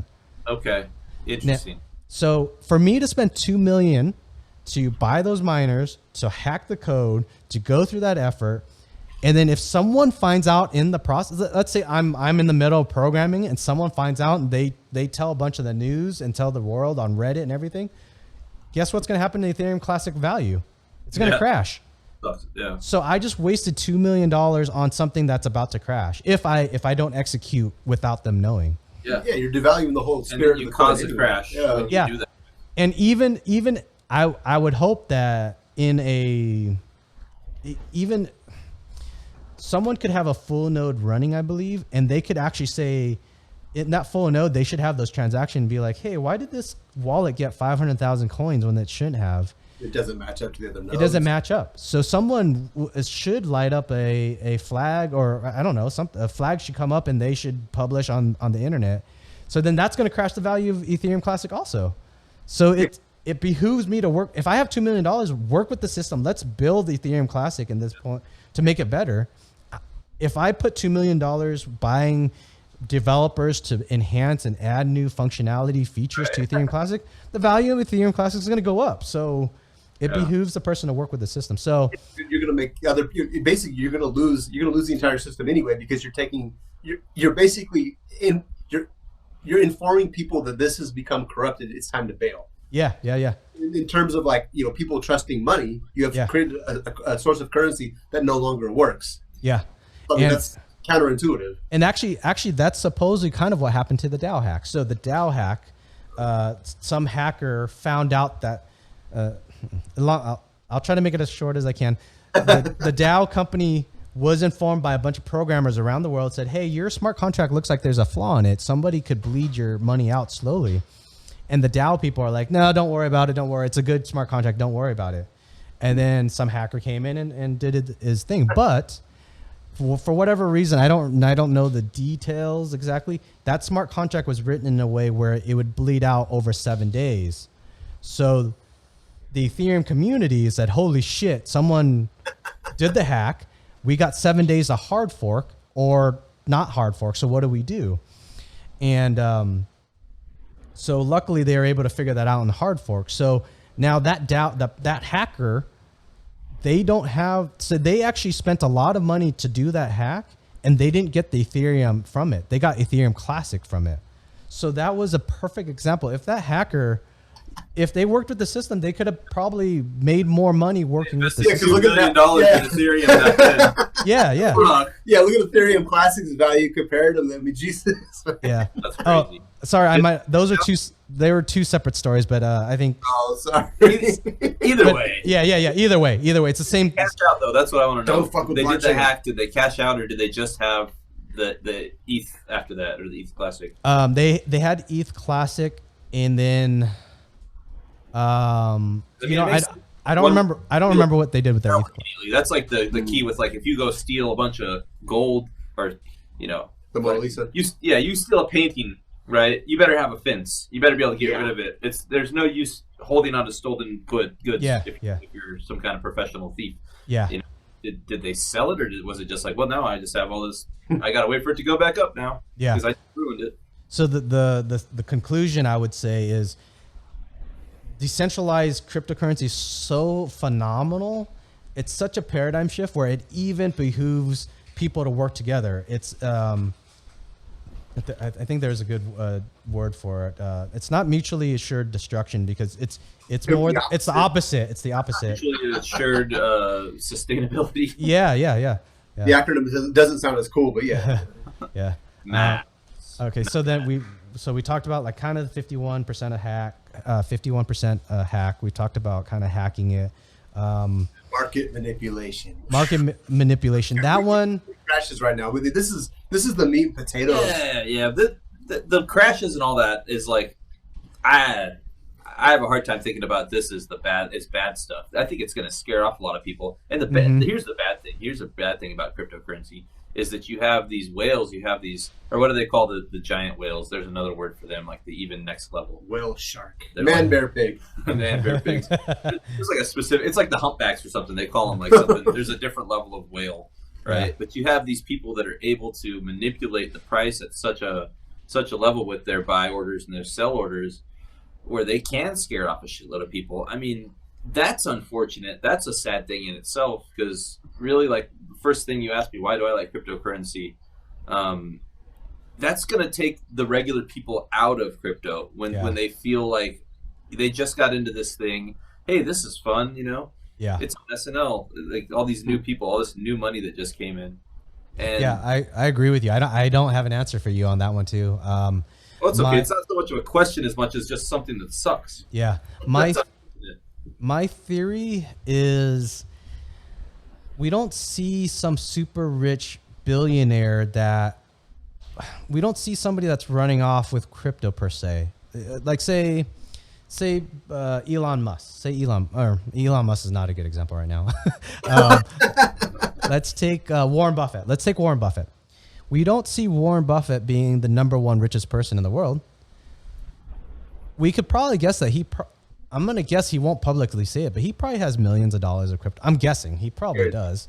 He probably has a lot more crypto than most of us, but we don't see him manipulating the market, and he's not number one richest in the world. It's probably, I feel like that answer is not a great one, but it's my only way of saying I don't think there's as much manipulation as we think. Now, I do think there is attempted manipulation. I don't know if they're getting away with the billions. They might be getting away with millions, like say an exchange. So I've seen it with, I think it was Binance.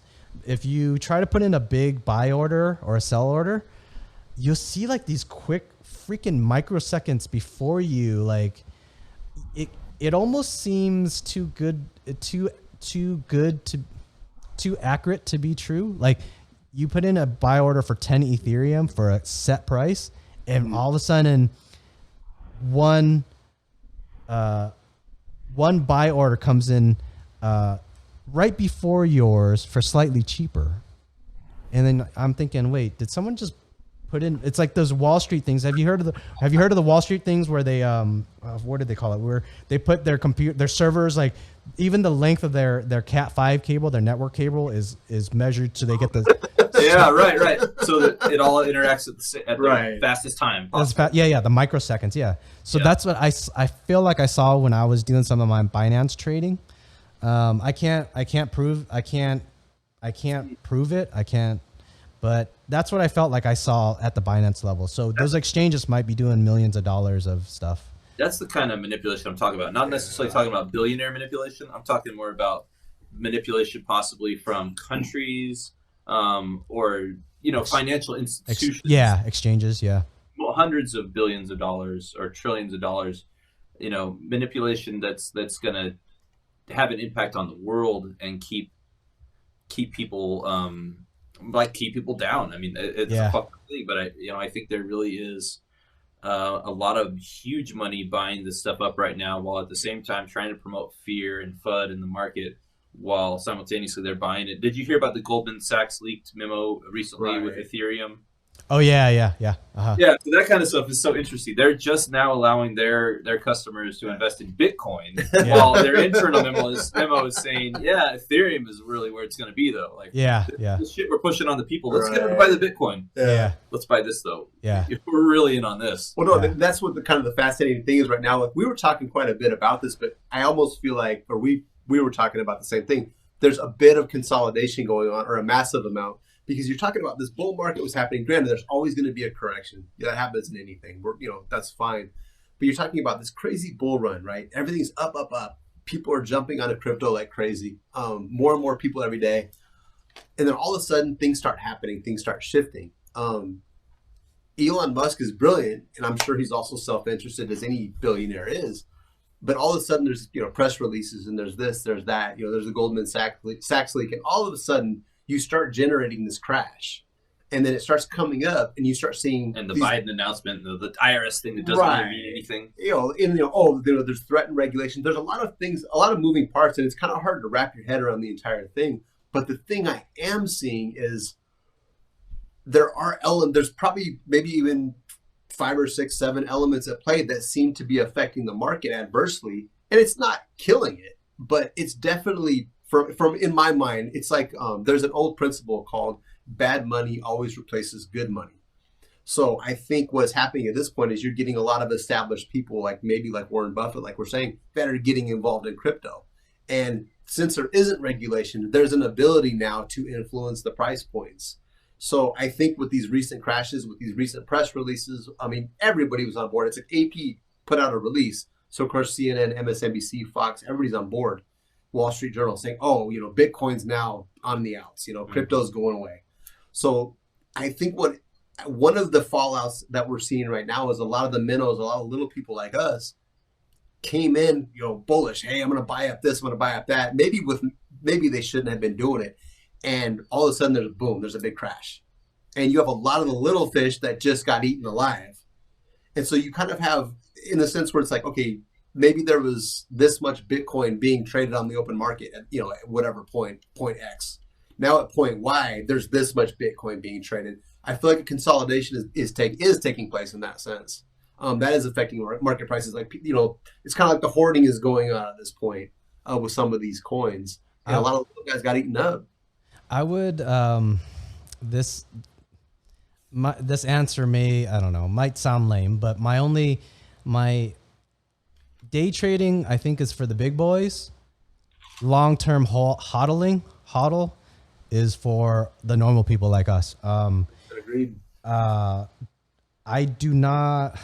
don't suggest for people to day trade with crypto. I have one cousin, I think he seems to have done all right with day trading, but he does admit, he told me word for word, he saw, if I would have hodled, I would have been at least 200% more. The day trading, he did gain some, but he would have been 200% more hodling. The other thing is, I know about 3 people that have held for 5 or 6 years, and they did kind of what I said, between $10,000 and $20,000, and they're about the $1 million mark. So I think the day trading thing, it's just too hard to do, and you're competing against the big boys, the guys that could manipulate the market. So I don't have an answer for the manipulation and the day trading. My answer, I'd say, is buy and hold for 7 to 10 years, and hopefully you hit that $1 million mark or a retirement of value. I've seen it with about 3 people. One actually, and a 4th person, he would have been in the freaking at the time back then, he was about to put in $20,000, and then I was like, buy coin, because I know I've seen in my portfolio, I did basically $2,000 on mining equipment and $2,000 buying coin. The mining equipment I was able to buy 6 times more coin than how much my miner was able to mine in the long run. So buying coin was 600% more. At that time, I told my friend, put in $20,000 at the time, because he was like, I want to buy $20,000 worth of mining equipment. I'm like, no, buy coin and hold. He would be like $14 million if he would have listened to me. So, well, what did he end up with? He ended up not doing the mining either. So I was like, what the? So at that time, the 2017 2018 crash happened, and he flipped out. He was like, oh shit, I don't want to touch this stuff. I'm like, dude, this is the perfect time to buy. 90% crash. Yeah, exactly. Paper hands. Yeah. So the manipulation, the only answer I have to that is buy long-term and hold, because it seems like the rich billionaires or the big exchanges can't really affect that hugely enough. All right, let me ask you, this is kind of a poignant question I wanted to ask. I'm setting up, it's a poignant question. No, big word. I'm gonna have to look that up. Yeah, I think it's like 3 or 4 letters in it. So let's just say you got, you're a regular guy and you got 3 or 4 grand and you want to put it into crypto. Mm-hmm. I mean, granted, we're all guessing at this point, educated guessing, hopefully.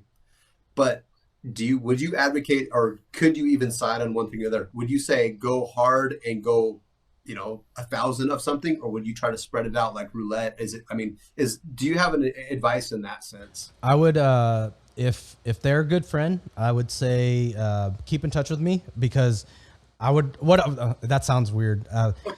Keep in touch with me, and I would say for now, put all your money, most of it, 90% into Ethereum, and keep in touch with me, because if I see something on the horizon, I will let you know. Meaning, if Ethereum 2.0, if I'm watching the tech news and I'm watching the programmers talk on GitHub or Discord or Reddit, and I hear some news that Ethereum 2.0 is not doing well, then I'll let those friends know right away. Like, hey, this is an FYI. If for some reason at that time I'm pulling out 50% of my ETH and I'm putting into Cardano or Harmony or Solana, if someone is a good friend, if they're a good friend and they, I say good friend because, like, say if someone is like gonna, like, people that have done your podcast is what you're saying, right? You'll text me, yeah. right? yeah. It's just certain people, they become, I would say some people become more of a headache. Like they'll email me like every day during a market crash, and I tell them just hold until I tell you, just hodl until I tell you otherwise. I'm gonna tell you if I see Ethereum 2.0 is not good, I'm gonna tell you. So that's what I would say. So yeah, if it's $3,000 or $4,000, if they're a good friend, then I would say probably put 90% in, and I'll put 90% in into Ethereum. If you want to put like 5% into Bitcoin, a percent into XRP, Monero, or something, I think those are decent hedges. What about Cardano? I think Cardano's a decent hedge against Ethereum, but it's a platform where, I think it's a decent hedge too against Ethereum. Where would you rank it, I guess, in because you said if you were to pull all your money out of ETH 2.0 and you put it into Cardano at that time, it would just be at that time. So say in 2 years, I see some news on the horizon that ETH 2.0 is not doing well. I would be looking at the news of Cardano. I would look at the news of Solana. Say it happens to be Solana. Between Cardano, Solana, Harmony, just for whatever reason, I look at Solana and it looks like they're developed. I would be looking at the developer network, their network usage, their network growth, their network adoption. So like banks that might be using Solana or corporations that might be using Solana. Probably the number one thing for me, I'm a bias on it, is developers. How many developers are on Solana? And right now, if you look at the developer network on Ethereum, it is the King Kong. Like nobody gets close to Ethereum developers right now. There's so many Ethereum developers. So I think that's such a huge thing, because developers push like corporations to adopt Ethereum, because those developers are going to build things for corporations to adopt it. So how do you find out about that? Like how many developers are on a platform? I try to. We don't. I know. I mean, I watch YouTube videos about coins and stuff like that, and yeah, the information is like, everybody buy. Tomorrow. Yep. So one that you might be able to, that's a little bit easier, is Coin Bureau, that YouTube channel. He breaks down. Crypto guy. Yeah. He does a pretty good job, but he doesn't always, like for example, if you want to, he might have done a review on Solana like 6 months ago, but you want to know Solana today. So there's things like GitHub, and that one's tough because that's a programmer's world. You have to know where to click into GitHub. So you'd have to go to this. I have no idea what it is. So GitHub is a repository for the open source code. So when Bitcoin, Ethereum, or Solana, or any cryptocurrency that's truly open source, truly decentralized, will have their code base on an open source platform like GitHub. And GitHub is kind of the gold standard, or the popular one right now. So Solana should have a GitHub on there. It's open source, so you could go in there. You could look at every line of code if you want to. But the key things, you could click in to their projects, and then you could look at how many contributors are on those projects. The contributors are the programmers, and then you could also look at how often are they contributing to that code base. Has it been 12 months since a change has happened? Was it a couple of days? And then there are some shiesty ones that some developers, I've seen them try to do. They try to do something where they try to do it by lines of code. So like 150,000 lines of code was changed, but it was actually, they deleted 148,000 and they added 150,000. So they only added 2,000 lines of code, but it looks like 150,000. So you got to be a little bit careful on some of those things. So the GitHub is not something I suggest for many people. Even for me to decipher what's good and bad in GitHub, it's pretty challenging. I still don't think I'm that great at GitHub per se. So CoinGecko.com or CoinGecko, they're kind of like CoinMarketCap. They just took it away like a couple months ago. They used to have a developers tab. So you just quickly click on their developers tab and you could view Ethereum developers, Bitcoin developers. It was really nice. So they aggregated the data from GitHub, and it would just aggregate the numbers, and you could see how many lines of codes and how many developers. So it was fantastic. I loved it. And now it's gone. I don't know what the fuck. I don't know why. Yeah. I don't know why they took it off. It was fantastic. Probably got paid like $1 billion. Like, hey, just get rid of this. Yeah, maybe some Bitcoin maximalist was upset at Ethereum developers, and right. yeah. Well, like I have another question, Liem. I was kind of curious. I mean, since we're in this like I mean, there was a bit of a panic, and there's a couple corrections. Things went low compared to what they were for a couple months. Like, what are the positives you see right now with what's going on? Oh man. So I would say I've only been through 2 bull runs. So my perspective is just 2 bull runs, meaning 2017 when the end of 2017, beginning of 2018, when that crash happened, it was kind of interesting to see a 90% crash. And it was funny for me being a programmer. I was continually to buy more Ethereum and stuff, and all my friends were like kind of looking at me all crazy, like, what the fuck? Why are you buying? you buy on the low, sell at the high, right? But most people don't. I guess it's hard. It's very emotional. I understand that. Buying this stuff, this fake money is emotional, or this new money. So at that same time when that 2018 crash happened, there's a lot of good news. I thought there was adoption from certain corporations and like certain either PayPal or Venmo, or they're doing their stuff slowly, and I thought it was good news. I was like, why is the price not going up? So why I'm saying this story is, if we go through a crypto winter where this bear market is happening, that's my wisdom is during 2018, you're going to see 2021, 2022, we may see a bunch of good news, but the price is not going to go up. Maybe. It's weird. I don't know I don't think it's market manipulation on this. I think it's just a world currency, and we can't understand humans. When whatever news hits and then enough rich people get in, just enough to make a blimp on the market, and then a bunch of common people see that blip and a bunch of common people come in, and then it starts to be a full-on bull parade like that. There's no way to predict that stuff. So I kind of foresee some type of, it seems like we're entering some type of crypto winter. It might be 6 months. It might be 4 years. I really hope it's not 4 years.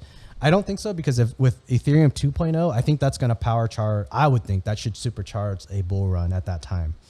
But it's like, I can't predict. There's no way to predict any of the other stuff. Like a bull run could happen with Venmo news happen. Who knows? Elon Musk with anonymous. Did you guys see the anonymous thing? Anonymous video. So Anonymous is targeting Elon Musk now. Yesterday, really? Anonymous, the hacker group, they put out a video that said, Elon, you think you're so smart, you think you're the smartest person in the room, but you haven't met us. We are your match. We expect us. So they talked about his history. They said, you've manipulated the market with Bitcoin. You have played to the government has given you funding to be green with Tesla, and you put some of that money in Bitcoin. But now that the government said they might not give you that money because Bitcoin isn't green, so then Elon changed his tune with Bitcoin. So, and then even before that, like you hear stories of either SpaceX or Tesla employees supposedly saying Elon doesn't treat them that well. I saw that in, I think, Glassdoor.com. I actually applied for SpaceX, and I got rejected in like 3 hours. But I tried to work for Solar City before, but they wouldn't hire me. Yeah. So me and you're in the same boat. So, but I went to look at their Glassdoor reviews and Glassdoor.com, where you could see other employees that review the company, and they say Elon's a hard ass to work for. Good and bad. I mean, if he's changing the world, I really do like Elon. I want to like him. I'm almost on the fence now, where I don't know what to think about Elon, but he's doing SpaceX. I love SpaceX. He's doing Tesla. I love Tesla. Solar City. I think Solar City's great, but all that market manipulation with Bitcoin, I'm like, fuck, what are you doing, Elon? Fuck, man, you're fucking up cryptocurrency, man. And the Doge stuff is weird too. Yeah, he talks about talking to Doge devs and stuff, and the Doge developers were saying, hey, like, he's tried to like become our CEO before. We basically told him to fuck off. Like, yeah, not our guy. It's weird, man. Fuck. The other thing that the other thing that actually for Elon on Doge, Elon doesn't know cryptocurrency. He doesn't know cryptocurrency. Hands down, he doesn't understand cryptocurrency. I know for a fact because he never talked about truth by consensus. He's never talked about decentralized, like paradigm shifts. He's never talked about it. So he's only financially in cryptocurrency. So I'm okay with people that don't understand cryptocurrency. That's fine. Get into it if you want to, be against it, whatever. If you don't like it, whatever. But I'm for the paradigm shift, the goodness of blockchain, and Bitcoin. Elon's not there. I'm okay with that. Now, this one threw me for a wrench when Vitalik Buterin, he's the founder of Ethereum. I believe 2 days ago, he went on the Lex Fridman podcast and he was saying he thinks Doge has a chance. And I'm like, whoa, this is kind of weird. I did not expect that from Vitalik. So I don't know what to think about Doge now. I'm like, whoa. His whole Shiba Inu thing, the whole story with him and Shiba, that's just some tripped out shit too. Yeah. $6 billion worth of Shiba Inu. And then gave away 1.5 or 2 bill to India. Yeah. So it seems like Vitalik is he is not easily, you can't easily buy him with money. I think he's probably one of the few people that you could actually say that with confidence. Right. So for him to do the India thing, I think it was just, he was like, well, I got all this money that for free, I might as well put it to good use. So I thought that was a good play by Vitalik on that one. I think it's cool. A lot of people were mad at him at first about it, but it's the Shiba people. If they give you 50%, like it's not a smart move in the long. It's a gamble. They're gambling that the whole coin if you wanted to. Yeah, they're gambling that they give him 50%, and then they're gambling that a bunch of people are like, "Oh, Vitalik's holding 50%," and his story on that Lex Fridman podcast, Shiba, they happened to somehow find one of his cold wallets, and he had to call from another country. He had to call his family, who had the other access to the other half of his private key. He had half the private key on him, and half the private key somewhere else at home. So he had to call his family like, "Hey, can you give me the other half of that private key so I could liquidate this Shiba?" So it was actually really lucky of the Shiba people to accidentally, or somehow, if they knew that it was his cold wallet, they put it there. So then all the news happened where Vitalik is into Shiba, but he really wasn't. It was in his cold wallet. He didn't have access to his cold wallet.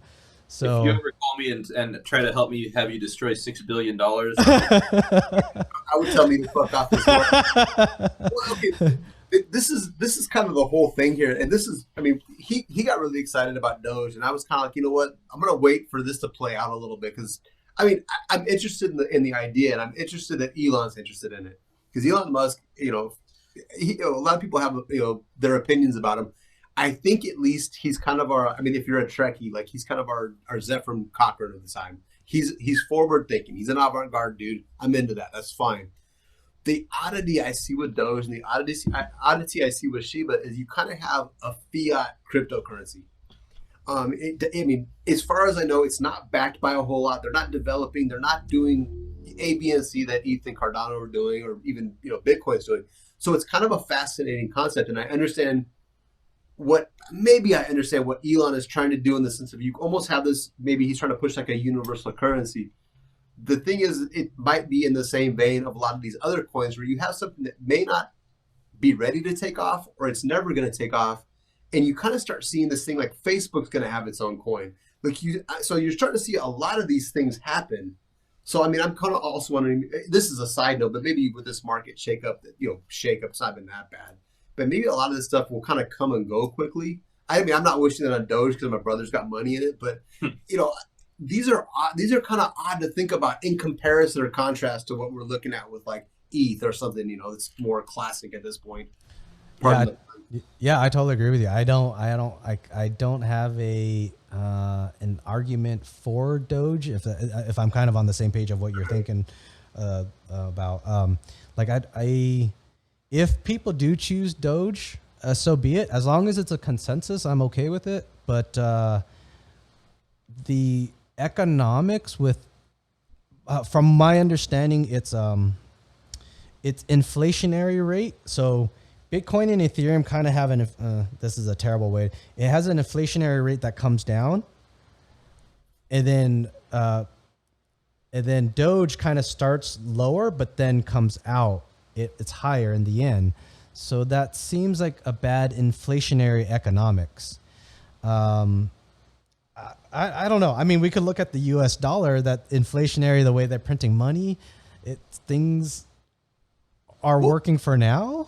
So Opinion wise, I mean, do you see, like, I mean, listen, the dollars, I mean, really, I mean, fiat in a way is doomed. The dollar in a way is doomed just the way they set it up, you know? I mean, you know, taking out Nixon, taking off the gold standard and such, you're kind of on your way to having nothing at some point, and it's playing out in our lives realistically. So, I mean, in your opinion, maybe, is he trying to position Doge to become like the new dollar? I mean, what do you think is going on there? It's a bizarre idea to me. Yeah, I think that's what crypto dollar. Okay, maybe. Yeah, I think that's what Elon's trying to do, but it doesn't make sense to me. From a technical level, I just don't see it playing out. Now, you sparked what I thought was going to be. You sparked an idea in me, and I was like, oh, I want to say that. It had to do with, so we got the U.S. government that has the military. The military is a huge thing, as in the sense of it's sort of in a direct or indirect way, it backs our dollar. Oh yeah. The value of our economy is part of the government, and then the government is powered by the military. So there's an aspect there that is really powerful. So I don't know where the U.S. dollar, I don't know, hyperinflation, I don't know. I think the U.S. military will, with the printing press, with power and military with bad intention, you could keep control. Bad intentions, keep control. But cryptocurrency it's where good intentions keep a system going. I hope. That's a sci-fi thought on that one. So decentralization, if people work with the system and everybody is in consensus and everything is transparent, so we might in the future have some type of cryptocurrency. I don't know. I don't think Doge is it. And actually, I don't even know if ETH 2.0 is, I mean, from a sci-fi perspective, I don't know if ETH 2.0, I think it could be it, but I don't know. Anyways. Let's give you, go ahead. Sorry, just to interject a little bit, because I'm the guy with the Doge. At first I thought Doge was total bullshit too. I thought this is the stupidest idea. It doesn't really make any sense to me at all. The only thing that started turning me onto it was, well, Elon one, Mark Cuban. You know, you get pop stars, you get Meek Mill, you get Snoop Dogg. You start to get these people that aren't crypto people, right? And that's to me where the appeal was, because there's Cultural movement. There's billions of people in the world, right? And 0.001 of them are crypto people, you know? Like, I believe less than 1% of the world has any cryptocurrency at all. And probably, 1% of the 1% that have it actually really know what they're doing, Mm-hmm. It's more. But I know that I have some. My brother has some. We know about this much, just a little bit. Yeah. I try to educate myself on it, like as he does. But regardless, there's going to be this, we live in this Instagram world, we live in this social media world, this Twitter world. It's really more of a Twitter thing. These billionaires with so much influence, and then they're influencing other billionaires and other millionaires.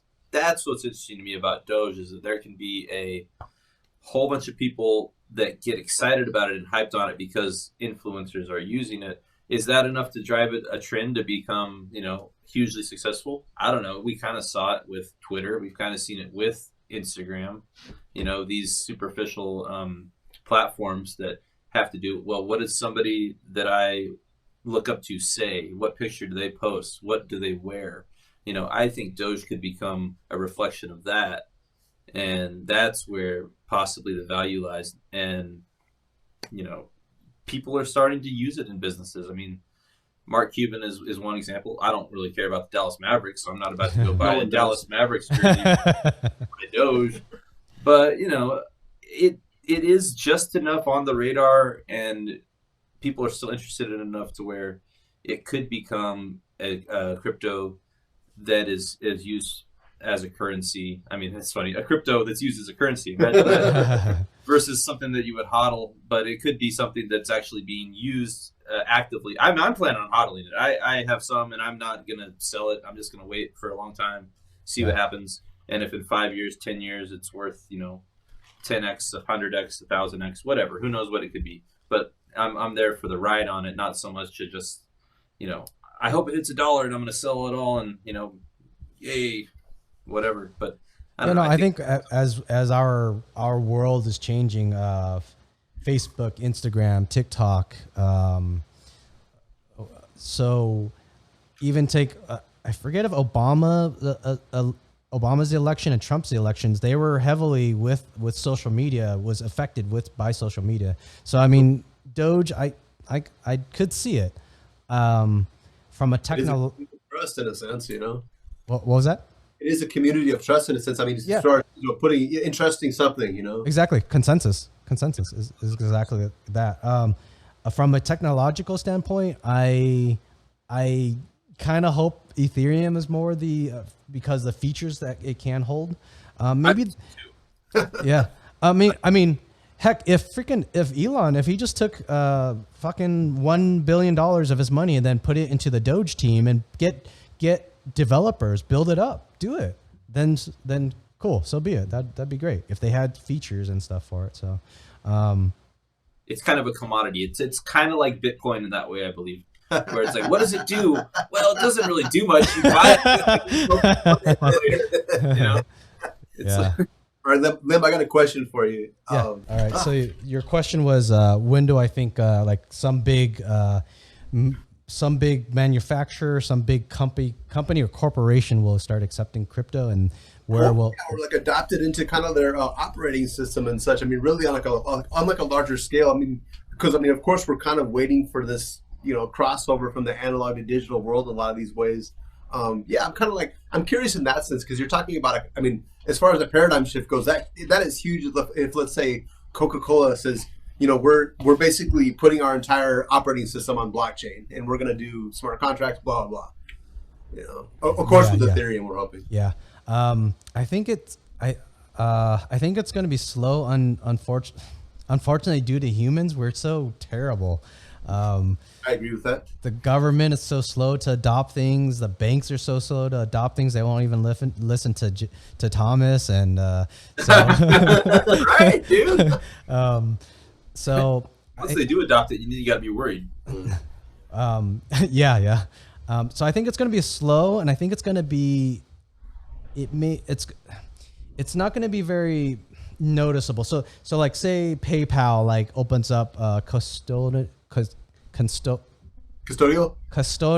cryptocurrency purchasing. So you could buy, but you don't own the private key. And then maybe I heard that PayPal's going to do where you could purchase anything with. If you buy something on Amazon and Amazon has the PayPal option, sort of kind of thing. So you could use your Ethereum or Bitcoin to pay Amazon. I don't know how far I heard rumors on it. I don't know. So I think it's kind of like that type of slow evolution, unfortunately. I don't have a good answer for it.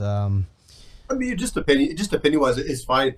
I was curious because you've been in this longer than us, so I know when things happen, they happen quick, and they tend to be especially in the tech world. You're talking about an avalanche, but it takes a while for that critical math to occur. Yeah. No, I agree with you. I think it's interesting when I think the three of us, we hear the news of China working on a digital currency, and then we've heard some of the United States regulations. Sometimes they crack down, and other times they're saying, hey, they need to work on some type of blockchain or something.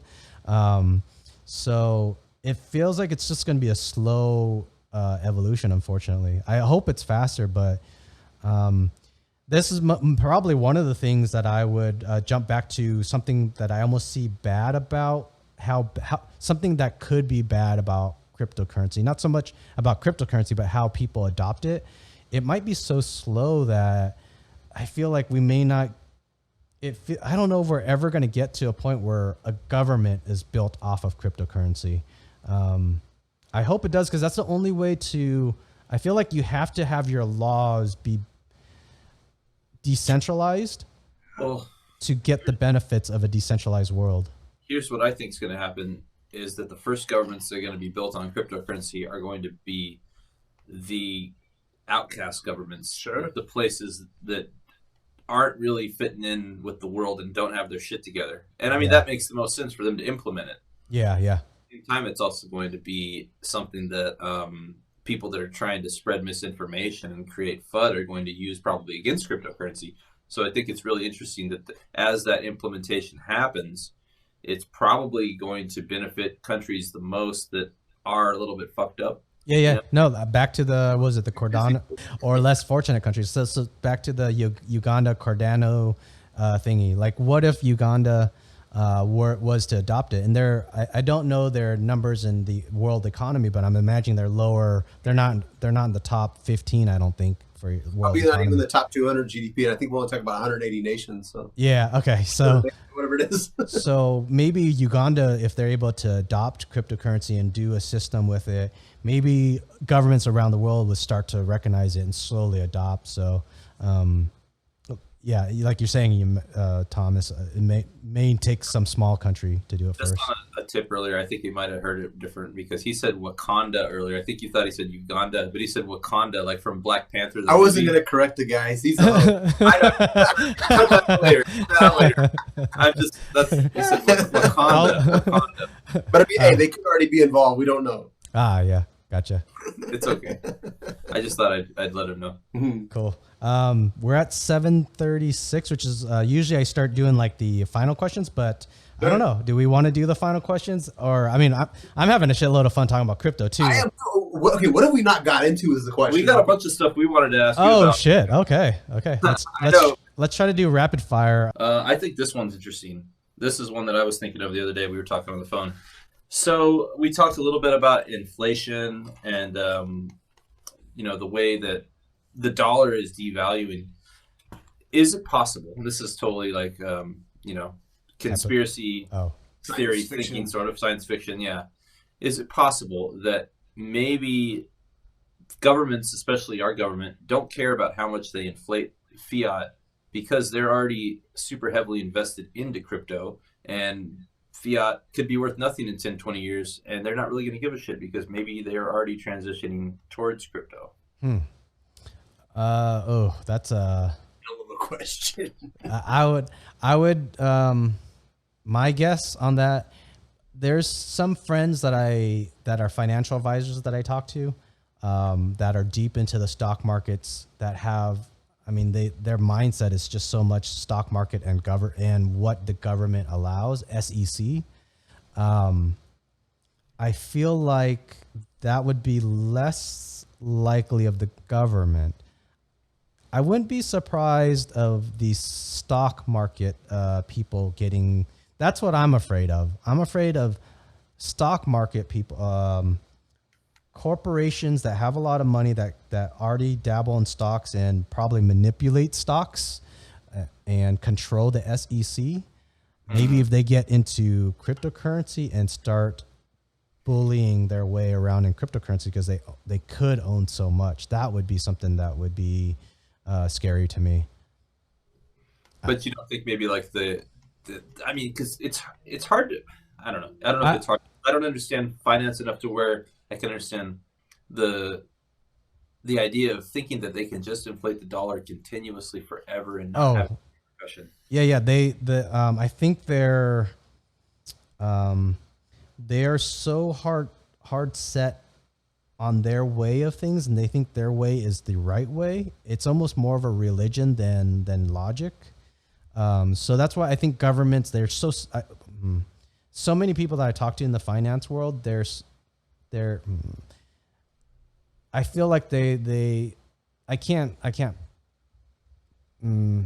prove this, or I don't even know if I could correlate it very well, but I feel like they mimic exactly how I would imagine a senator or a high up in the government, somebody in the financial sector of the government, that they believe in their system so much. I kind of feel like crypto is like not really in their radar. They are so set that the US dollar is so strong that they believe it won't fail.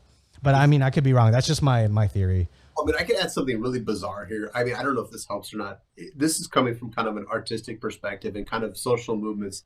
You know, everybody's heard of impressionism, you know, surrealism, that kind of stuff. So you have all these kind of schools that go on. And what happens with the schools of art is they tend to parallel what's going on in society. So you have basically the United States kind of came out of what's called the modern era in art. You know, you have basically a structuralism that's put on everything. You know, you're talking about grids in cities. You're talking about the freeway system. You're talking about basically human geometry that informs what people are going to do. It's an analog idea. It's artificial geometry. And that's really where money, our sense of money comes in. It's kind of, you have this basic structure idea that's supposed to serve, you know, this population and make it work. Just in the same way that you have, let's say, apartment buildings, prisons, schools, everything's kind of encapsulated. Even your cell phone. When you look through your cell phone, you're looking through a rectangle, an artificial rectangle, and that informs what happens to your world in a sense. And basically all of this is a 2D experience. Your fiat money is a 2D experience, and it's a 2D idea in a sense. So what you have is basically an analog 2D idea in a 4D world. And so my curiosity is it kind of piggybacks on his question is if you have something that is continuing to get weak and fail and continuing to like devolve itself and devalue itself, and it's not serving a population. I mean, at some point, as the government, as whoever you are, as a power player or whatever you might be, you have to say, okay, look, this actually isn't servicing our original needs. And we need to create something, or we need to have something that is actually going to work at least a little bit for people, or else you're talking about risking revolution. You're talking about risking a lot of problems. You're talking about the 1960s all over again. I mean, they had to kill a lot of people to make that shit not happen anymore. You know, they had to have the Reaganomic 80s to make that shit, you know, really stop. So in terms of crypto, you're talking about basically a 4D solution. You know, you're talking about what? Length, width, depth, and space-time in order to fulfill human need, because we're evolving so fast. Technology is evolving so fast. In my mind, that's kind of where cryptocurrency comes in. And granted, we're not ready for it. The government's not ready for it. But at some point, I think people are beginning to see that we need a four-dimensional solution for a two-dimensional world, because we're stuck in this weird space right now. And you're seeing it kind of unravel in a lot of different ways. I mean, maybe it's not a question, but it's more of a statement. And maybe there is becoming a human consensus that something else has to be done in order for these 8 billion, that will soon be 16 billion, 30 billion people to actually exist and continue. You know, maybe that's why Elon Musk is a visionary. We need a multi-planetary system. We need a lot to actually keep going, because we're really on the verge of fucking ourselves, you know? Yeah, no, I agree with you on everything. The only thing I don't know, the amount of people that are able to have this conversation that us three are having, I feel like it might be, I don't know if I had to guess a number, maybe 5% of Americans could actually have this conversation, which is, I don't know. Is that number too, am I putting that number too low? But I honestly feel like, Probably about right. Yeah. So, Hi. so to answer, I guess that I would say, I think there's not enough people pushing the revolution that we want. I hope something happens. I hope something pushes it better towards crypto and for a better government. If anything, I would say this is a bright side. I would say podcasts like this. I watch Sager and Crystal they were on the Hill, and now they're going to do Breaking Points as their new podcast. But Sager said he thinks that these podcasts are the new future. He thinks that because like Fox News, CNN, I think CNN, they just there were some, I forget the news. Their numbers are going way down because of YouTube and. Yeah, so dying that are watching it. I mean, it's really rough. Yeah. So Sager, he's very political. He used to work in the White House. He gave that up, and he wants to do political news because he's very center right. And there's the way that this polarizing world is. You either got to be far left or far right. And he's center right or center left. I forget. I think he's center left. Sorry. Sounds reasonable either way. Yeah. Exactly. So he's seeing analytics on his YouTube channel, and he's seeing how CNN is coming down and how podcast is coming up. So you might, he's thinking the near future is there's going to be a bunch of podcasts like this where people can openly talk. And he's thinking it's going to be like in like one city, you might have anywhere 1 to 20 podcasters, but each community is very strong in their opinion. And hopefully he's thinking they will be smarter, because the more people that listen to these long formats, or at least get more into news, they hopefully think more. And that's really what it seems like we need for Americans. People just think more. Have a dialogue. Yeah. Yeah. That's a monster for us, I think, is like, there's a lot of people. I'm 44 at this point. I know I look 43, but there's a lot of people like, my age and younger that really are not electing the regular standard, like let's call it the standard white man route, where you get home, you listen to Republican radio on the news, and you get home and watch Fox or whatever. I don't even know if there's Democrat radio at this point, NPR. Whatever you do, you listen to it on your drive home from work because you did construction all day, and you get home and you sit in your chair and you drink your beer and you take in this poison basically from any of the major news feeds. And a lot of people are not going that route, because you're looking at, like you're saying, to speak to your audience, you're using the word paradigm shift a lot. And I don't think people quite grasp what that means. Paradigm shift is, you're talking about an absolute head over heels turn in how something appears, creates itself, or evolves. And we're seeing it with money. We've already seen it with technology. We've seen it with the internet. We've seen it with all of these different things. We've seen it with cars, I mean, granted, we're not flying cars yet, but we're talking about massive things happening here. And this is extremely exciting. And it is opening up. You're talking about, I consider you could be right now in Bali and we're having this conversation. Yep. This is like what we're dealing with, talking about a world consciousness forming, which is super exciting. Now, if we have world currencies forming, yeah, yep. That for me as an artist, that's postmodernism. That's like, you're talking about human growth in like an exponential format that really doesn't have a limit anymore, which is, incredibly exciting. Yeah, I agree. Should we do the next question? Sure. We got more questions. Was that a question? we went long on that question too. That was the question. Oh shit. All right. I got 2 more questions for you that I was thinking about. Okay. I think, I don't know, we were talking about this the other night, and I don't know if it was a question that he asked me or if it was a question that I asked him. There was whiskey involved. I asked myself. Yeah, we had a couple of drinks. we were talking about it. I said to him, even if all crypto went to zero and never recovered, and this whole thing was gone tomorrow, I'd still be pleased that I was involved in it, just because of how it made me think differently about investment, about the world, about possibilities. If that happened to you, if you lost all your crypto worth, would you still find value in what it's taught you and the experience of it? That's an interesting question. I think the way you put it was very beautiful, that to be able to think about the fiat system on a paradigm shift, from a 2D to 4D level, without crypto, I don't know if there's a better way to perceive data or money and or data really, truth. So man, that's a heavy question. If it went to zero, it's fucked. Yeah. How principled are you? I feel like it wouldn't go to zero because I would still hold on to mine. So, like, have you learned enough from the journey? Has it changed your life enough to where you come out of it better on the other side? Or if it went to zero, would it just sour you so much on the whole experience? Oh, no. I think the amount of the thought, the paradigm shift, the thinking, man, if we had a different currency that was not controlled by a central government, we could have freaking car insurance. That has a third party, a unbiased third party adjuster. We could reallocate accountants. I'm not going to say fire accountants. We could reallocate them to better uses. Never go to the bank. Yeah. The banks, lawyers, maybe that are being wasted on this shit. Yeah, exactly.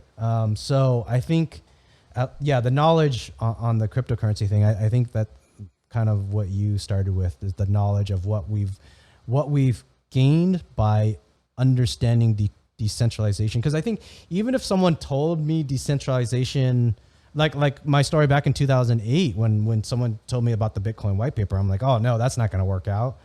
There's no way to understand RSA or decentralization without RSA encryption, but then to take decentralization to another layer, to another level.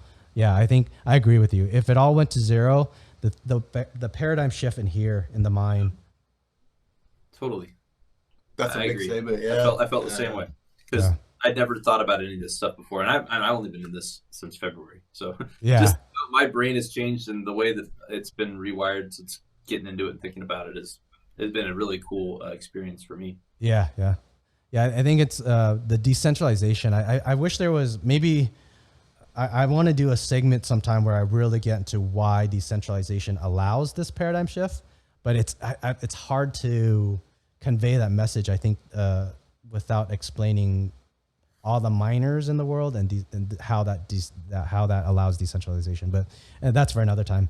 Well, no, but I think that's a massive topic, and I mean, I think that's where you kind of get cross-cultural or cross-subjects ideas going on, because really, I think most things in our human existence are going towards this idea. It just happens to be we're in a time that this is actually could be monetized. I mean, granted, that kind of is what makes our world go round at this moment. I mean, human greed and I don't know, like bad information are kind of like running the world at the moment. But you're starting to see good things come out of it, and that's where like somebody like me, like I look at things, you know, maybe as an artistic, cultural perspective, but I can see why this is gonna work. Like, fuck, man, this is exactly what people were trying to get at, you know, 50 years ago, 60 years ago, and it got shut down. You know, granted, there wasn't a platform for it, but now that we have technology moving so fast and things developing really ahead of human development by like eons. Oh, we yeah. really have a point, and we have a critical point where we're like, wow, we can actually get to where we were looking to be in the beginning. Like the United States in the whole, you know, grand scheme of things, oh, we're trying to be this thing. Granted, it was just kind of a profit machine, but you know, that spirit's in us. And so we're going, you know, we want to be free. We want to be liberated. We want to be able to communicate with anyone. We want to be able to exchange with anyone. And now we have a platform for it. I mean, that's fucking incredible. Yeah. I think, I forget if it was, I forget his name, the Bitcoin cheerleader guy, not really a cheerleader, but Antonopoulos, last name's Antonopoulos, but it was Rilo Yiannopoulos. And I thought his first name would start with an A. I might be wrong, but his quote, I think, was a different guy. I actually, you know what? I might even be quoting him. This might be a quote from somebody else, but anyways, whatever. The quote was, "The internet, this is the culmination of the internet. Cryptocurrency is the culmination of the internet. The highest peak of all this effort, the best thing that it's going to provide is cryptocurrency." I thought it was porn, but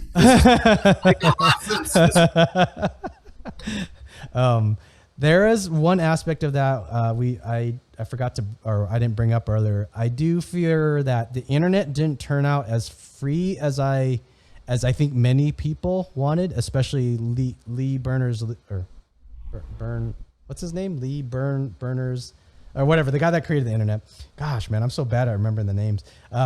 He said the internet didn't turn out as free as he wanted when he created the internet. So I'm fearful that cryptocurrency could turn out like that, but it feels like crypto is decentralized while the internet, it requires a backbone. Internet, like the internet does, you need wires in the ground. You need satellites to run your internet.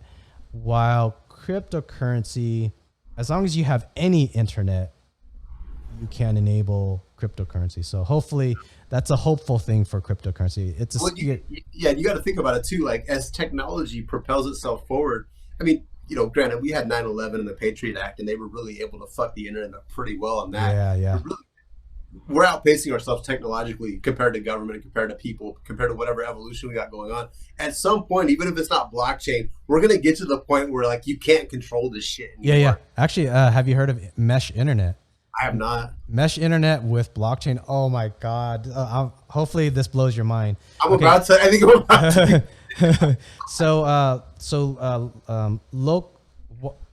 WANs, I think, wide area network. Lasers, if you buy back, I think it was only like 5 to 10 years ago, it costs around like $10,000 to $20,000 for each of these lasers.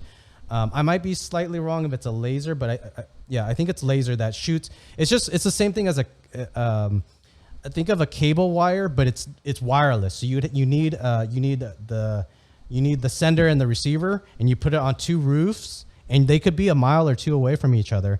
And then you set up a wide area network router, so it disperses the internet from that one laser radar. So if you get one little town here, another town that's within 1 or 2 miles, I don't know, a neighborhood here, neighborhood, and you neighborhood, and they're a mesh where they're able to bounce off of each other and share their internet. And then you get blockchain in that. Oh my goodness. So you get a blockchain where you would have a cryptocurrency on that router. That router would give you internet. You would pay for that internet, and your phone on that internet is what's the word I'm looking for? It's not biased to any carrier. So as long as you walk in and there maybe on that router, when you connect to that router, it says we charge a penny per megabyte, whatever it is, whatever the fee. But through supply and demand, as this mesh internet were to grow, if everybody could set it up in their town and their neighborhood, you would have some natural supply and demand for the internet. So it would be the cheapest internet possible because everyone would be competing. This sounds like something Tesla would have made had he been in this era, you know? Yeah. That's perfect. Yeah. So these laser radars, man, I don't even know. I need to go find the terms for these. I actually interviewed an IT LiDAR? No, I don't think so. I might be wrong. I interviewed somebody that he does this for his job. He was telling me he sets up small business internet, and he sets up these radars. So before it used to be $10,000 or $20,000 for one of those radars or satellite radars. It's $1,000 or $2,000 now. So this is within. Think about if I were to set it up and then share the internet with somebody else, and then I set up that router where anybody that connects has to pay me for the internet. But as long as there's 3 other people that set up these radars, and then we have to compete for the price to bring the price down. Wow. So you get that with blockchain and cryptocurrency. You get a mesh internet that the government can't take out. You get a blockchain that the government can't take out, you can't. They own the cable basically that runs from my house to your house to this building to there. Yeah. But this is a wireless shot. So as long as within the neighborhoods, as long as they connect, you have an internet that can never go down. Now, if you'd have to connect every city, so from every neighborhood to neighborhood to neighborhood across the city and then city to city. So there is some challenges there, but Midwest, I think in California, shit's getting built so fast. I think we're good, you know? Yeah, we could connect to San Francisco from San Diego. Every patch of earth is being bought up here. Yeah. But I mean, if we're talking about within 10 years, it went from 10x. It went from $10,000 down to $2,000 or $1,000. Massive. Yeah. We're only maybe 10 years away before it's $100 and everyone's setting up these things. And then it's affordable in every city, maybe every neighborhood. Our only limitation is the speed of light at that point, and I think we're pretty good there. Exactly. All right. Next question, unless you want to continue on that. Got any more? Sure. One more question for you.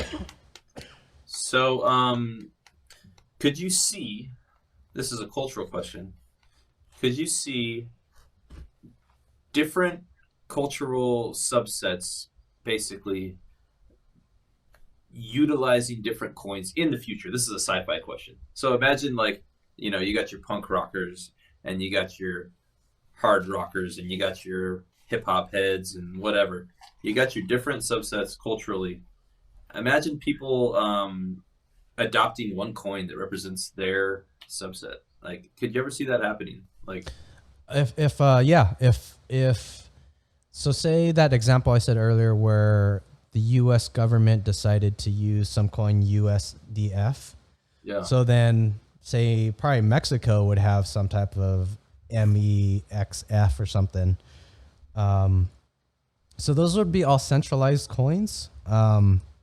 and then Canada would have one. So every country would have one. Yeah. That would allow governments to continue their stupid stuff that they do now. The printing press, they would allow their military, all the crazy political, geopolitical, not war and or issues that they have. So you're thinking, are you thinking, would there be a decentralized coin that would be per culture or per country? Or like smaller coins, I guess, to represent almost like a style. Like, you're into this style, you're into this fashion, so you're going to use this coin all the time.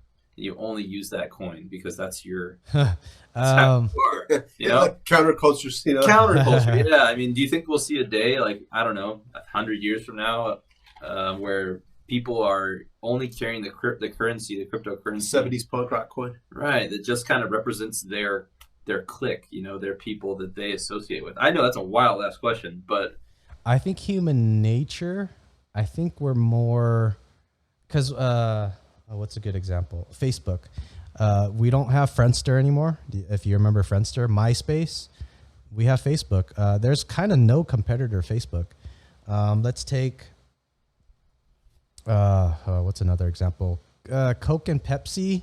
Those are two options, but there's not 3, 4, 5, 10. I mean, there's like Shasta, but I don't think you would put that in the category of Coca-Cola. RC, but that's even that's not that. Yeah. So I think human nature, we tend to somehow gravitates toward one or two for whatever reason. I think that's a human nature tribal. That's a tribal thing. It's very reinforced. It's one or the other, Yeah. So I guess to your question, I could see if people want to do it, and I think the ability will stay there. Meaning, a cryptocurrency, once the genie's out of the bottle, as long as it's on one mining server or one node, that cryptocurrency never dies. So, but I think humans will probably would gravitate towards one global currency. I think. Yeah, that makes more sense to me that way. I think of this weird sci-fi world where it's like, certain people I only use Zablax. Well, I mean, there may be uses for that. What if certain decentralized governments do bad, and then you need to have an underground rebel force that uses that currency? So I could see some type of sci-fi thing that needs that. There's a lot of really interesting sci-fi implications that the whole crypto system. Well, the funny thing is, like, a lot of those sci-fi books have come true. It's just the outcome has looked different. I mean, like, think about. I mean, I don't know if you've read let's say Bradbury, for example, Fahrenheit 451, where it was like these sanctioned book burnings. Well, it was more peaceful. The version was more peaceful in our present because we threw away our books for the internet. Mm-hmm. So I mean, all these outcomes. These guys predicted all this stuff. It just it happened a bit more peacefully. Like Terminator. And granted, they had these big wars in 2018, but ours were just fought on the news. Yeah. Let's do an unofficial end, and we could continue this conversation. Just so I get it recorded that we were saying goodbye. Okay. And then what I'll do is I'll text. No, I'm not saying goodbye, Liem. And then I'll text my roommates that the interview's done. And then what I'll do is if we want to continue talking, I'll just leave one headphone open, and then if I hear them come in, and then I'll just tell you guys I got to get going. Very kind. All right. Cool. Okay. Let's do the goodbye thingy. So I'll just say I'll just whatever goodbye, and we'll pretend like we're hanging up. All right. Cool. Sounds good, buddy. All right. Thomas and Paul, it was a pleasure talking to you guys. Thank you so much for that conversation on cryptocurrency. We didn't get to go into the art stuff. There's so much more. I mean, sounds like we need to go part 2. We got to talk about I want to talk about the mining decentralization. There's so much stuff to talk about. So, yes. Oh, dude, we didn't even get to talk about that. Oh, man. All right. Yeah, the perfect storm. So all that people working at home, they needed to buy computers. People working at home, even like say graphics artists or video editors that needed to work at home, so they needed to buy video cards.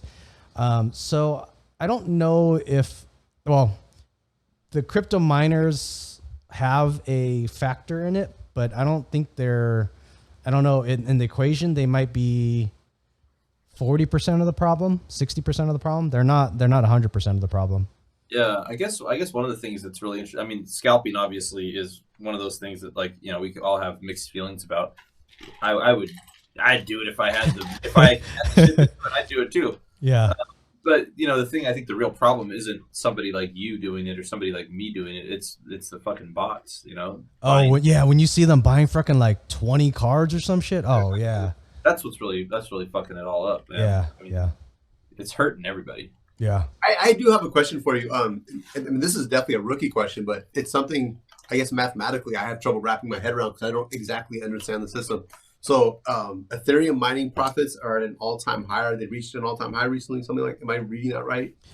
I don't really look at that, so I wouldn't, I may not be able to give you a good answer, but go ahead with your. Okay, so let's just say hypothetically they were somewhere, I read something that was that kind of informed something like that. Yet the price of the coin is down compared to a month ago. What am I missing information wise? Okay, so maybe I think this might answer your question. So Ethereum there's a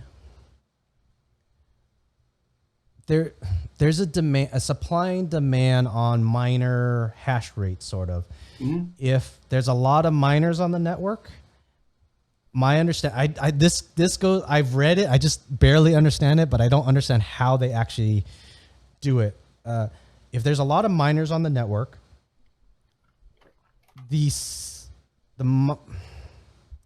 how fast each new block gets mined will be faster because there's so many miners on the network. The supply and demand, they've written in the code that if it's too easy to solve a block, mm-hmm. there's a difficulty factor that they add. So when you figure out a answer to a block, it's like a bunch of ones and O's and whatnot. To make it difficult, they may start out and just say, okay, let's start with 10 zeros. Let's say the answer, I don't know, say the answer is 256 characters of zeros and ones. It's probably not zeros and ones. It's probably 0 through 9, A through F. It's a hexadecimal.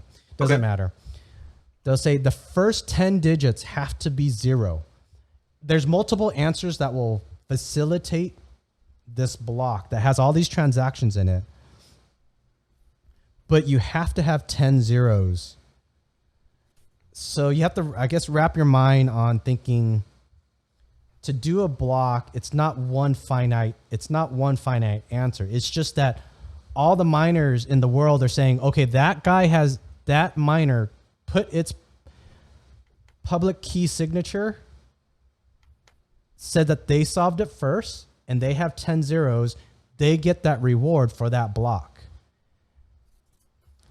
So now if a bunch of miners come on the network and it's just too easy, like that random person, that random girl over there solved the block in like 2 seconds for whatever reason, because the more miner, it's all the miners, it's random. That guy may figure it out that time, or that girl may figure it out, or that other person, that old person. It's totally random if your computer is the lottery winner for that block. But basically, there's multiple ways to decrypt. There's multiple correct answers. Oh. But whoever comes to the first correct answer gets the block reward. It's like if you're trying to guess like a credit card number or something, like you could make 1,000,000 guesses and they could be wrong, but there's a lot of possible right answers. Yeah, that's a decent way to put it. And in that case, you advertise to your network that you found something, and for whatever, your network gives you credit for that. It's a weird analogy, but for now that may work. So the hash rate, if it's too easy, they'll go from a 10 to 11. They want 11 zeros now, because that's even harder, because you have to, that one digit to get exactly a 0 and have the right answers it's still a puzzle. If there's too little miners, they change it down from a 10 to a 9 or a 7 or whatever. So your question on the profitability has been the highest. I think there's somehow less miners came in when the value was kind of up. I think some miners must have cashed out, maybe sold their GPUs for whatever reason. That's my guess. Think they switched coins maybe or something? Yeah, maybe. Yeah. Heck, they maybe jumped over to Doge or something. One thing I heard, like when Ethereum Classic was kind of like going up, this was a couple months ago, but I had bought into Ethereum Classic a bit ago, and I got lucky. I bought in, and it was like $50, you know, and then a little bit later, it was up to like $180. Yeah. I ended up getting out at some point and just being like, I think it's cool, but it's, you know, I thought it was going to be cool probably more when ETH 2.0 came, because then supposedly a lot of miners were going to take their gear and start mining for ETH Classic because it was proof of work. But that, you know, I hear coins like that where it's proof of work and maybe it's more profitable, but you know. On the value of the ETH Classic supposedly was a bunch of people. This happened. Wasn't the first time. This is the second time it's happened.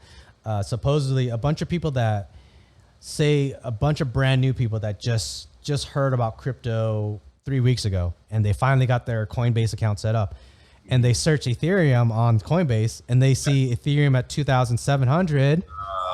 They see Ethereum Classic for $40. Yeah. They don't know a difference, and they bought. So that's supposedly what jumped the price on Ethereum Classic. It's interesting. I hadn't heard that. Yeah. That's crazy. So it's a crazy. You can make money by making certain bets in certain places. So now, a little bit earlier, when I think it was you, Paul. You said, if I suggest someone where to put money, and sometimes it's just I forget if you said it's a dumb luck or something, or just guess a random coin. Yeah, is it roulette or do you stack on a few things, you know? In the crypto world right now, there are certain things. I feel like roulette is kind of things like this Ethereum Classic. How would you have guessed that? Cover a bunch of numbers, right? Yeah. How do you find, like, is there some like discussion group, a message board, or Reddit kind of thing, a Twitter thing where people talk about, like, you know, before it was like Shiba Inu hit or something like that, like, where the hell do you go to find out about like something that's about to go 1,000,000% up in a week? Like, I know that if we knew the answer to that, we'd all be on a yacht somewhere laughing. But you know, it's like that kind of shit comes out, and it's like, how do you even hear about these new coins, and how do you even find the place to buy these new coins? I mean, I got 3 crypto accounts. I got Coinbase, Binance, and Crypto.com now.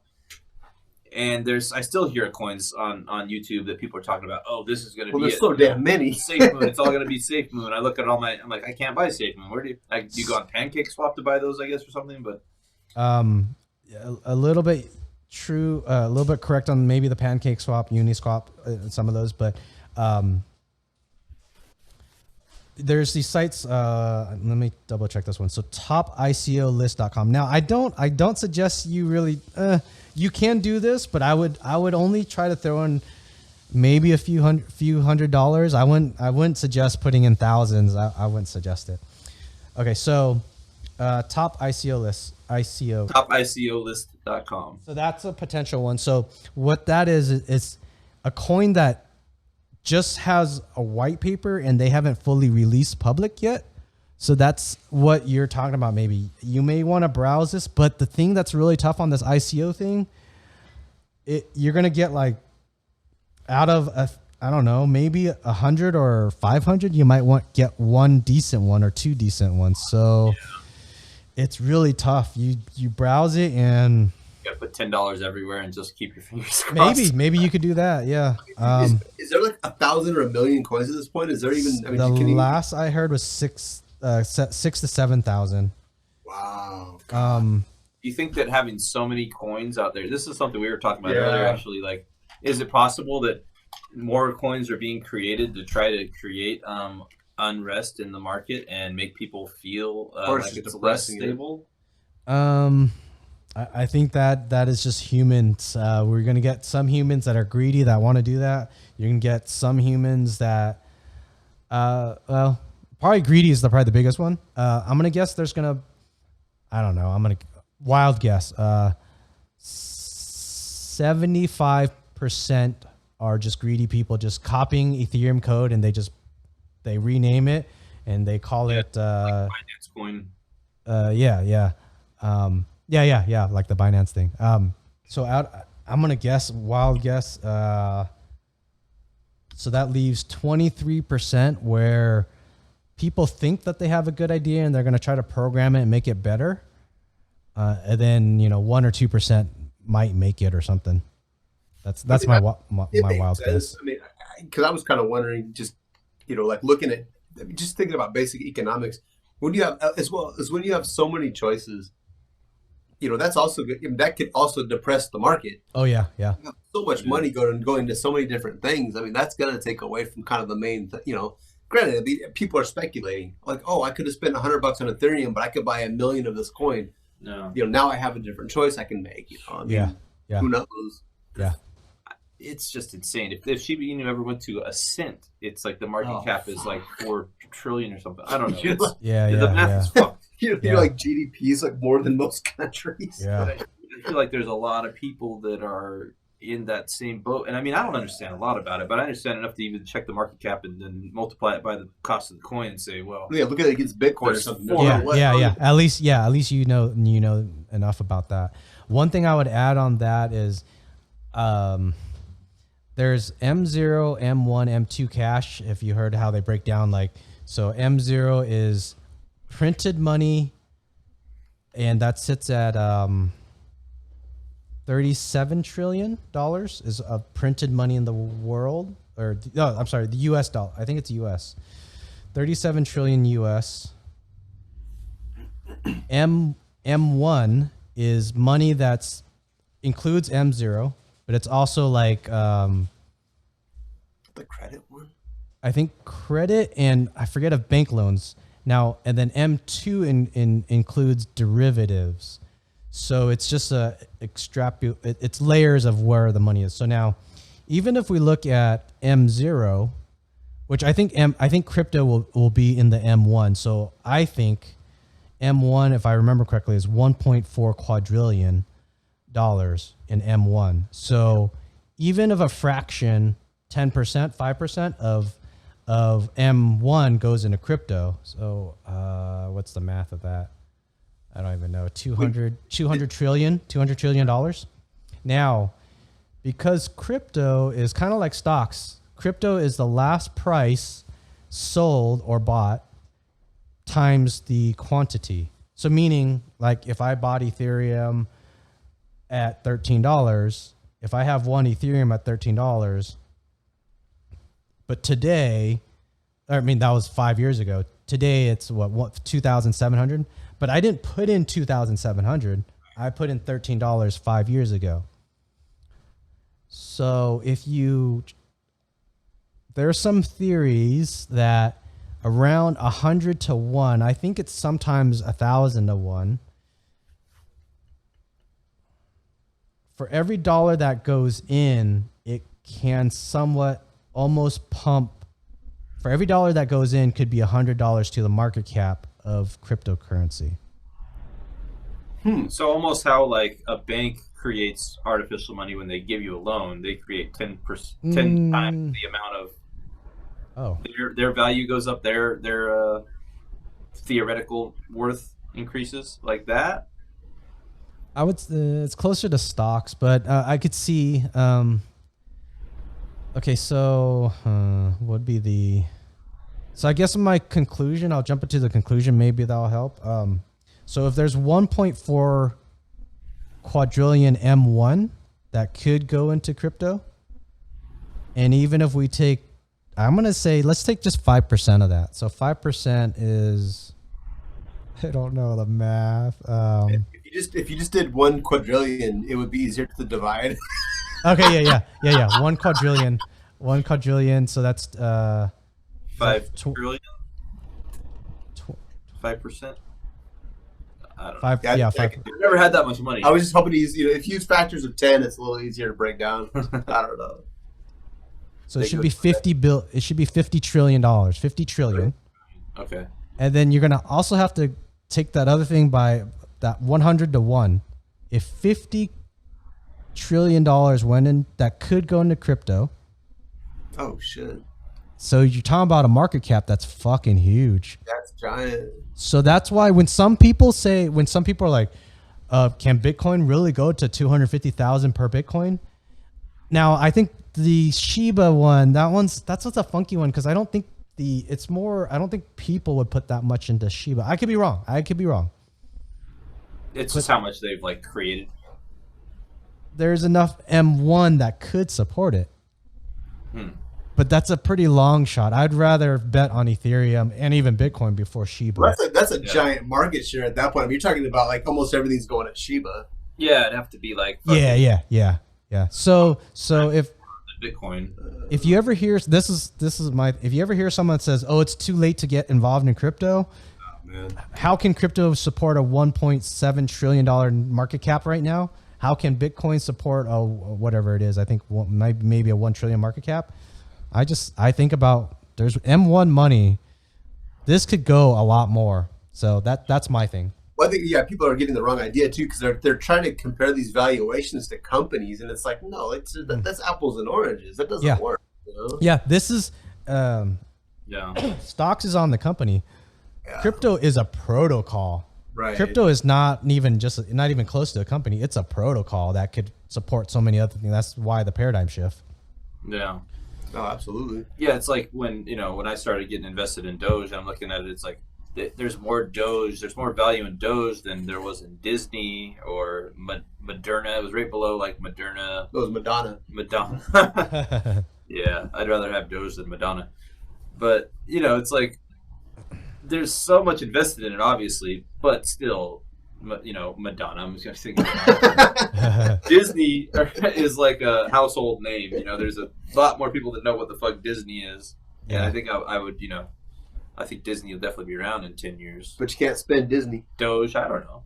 Yeah, you can't spend Disney. I'd rather have Doge than Disney dollars, though. Well, yeah, you can only use those at Disneyland. Ouch. Now let's. So I said 5% of M1. Yeah. I think it's gonna be. This is my sci-fi thought. I think it's gonna be 50, 60, 70. I don't know if I'll go into the 90%. You got to assume there's going to be displacement, though, like we were talking about. I mean, you're talking about you're replacing credit, you're replacing a lot of different things. I mean, these things are going to happen. So it's a logical progression, really. Yep. Which is, I mean, it's probably crazy for people to think about, but really, once you start streamlining even something like credit, you're talking about. I mean, the credit is so convoluted. Yeah. So I mean, it's asking to be plundered in a sense. It's asking to be changed. Granted, I mean, it's going to take some shit to happen. Yeah, and time, yeah. So, if someone says it's too late to get in, I'm like, no, I don't think so, man. We got a lot of M1 money that has yet to touch the crypto market. And that's a good way to put it. I really I've never thought of it that way. That's crazy. Yeah. So that's on top. That's why the 7 to 10 year mark too. Buy and hold. Okay. I just think about it with supply and demand. If less than 1% of the world is into crypto right now, and there is a finite amount of some cryptos like Bitcoin, and I think coins that are going to be sustainable, they're going to have a limit to how many they are. Yeah. There's going to be more and more people buying those things over the next 5 years, 10 years, 100 years. Supply is going to go down or stay the same. If the coin's deflationary, it's going to go down, and demand is going to keep increasing. So, dude, speaking of which, I mean, you know quite a bit more about this than we do. So speaking with like ETH 2.0, okay, so like just the basic display on Coinbase is pretty, it's like, okay, it's showing the same circulating supply as ETH 1.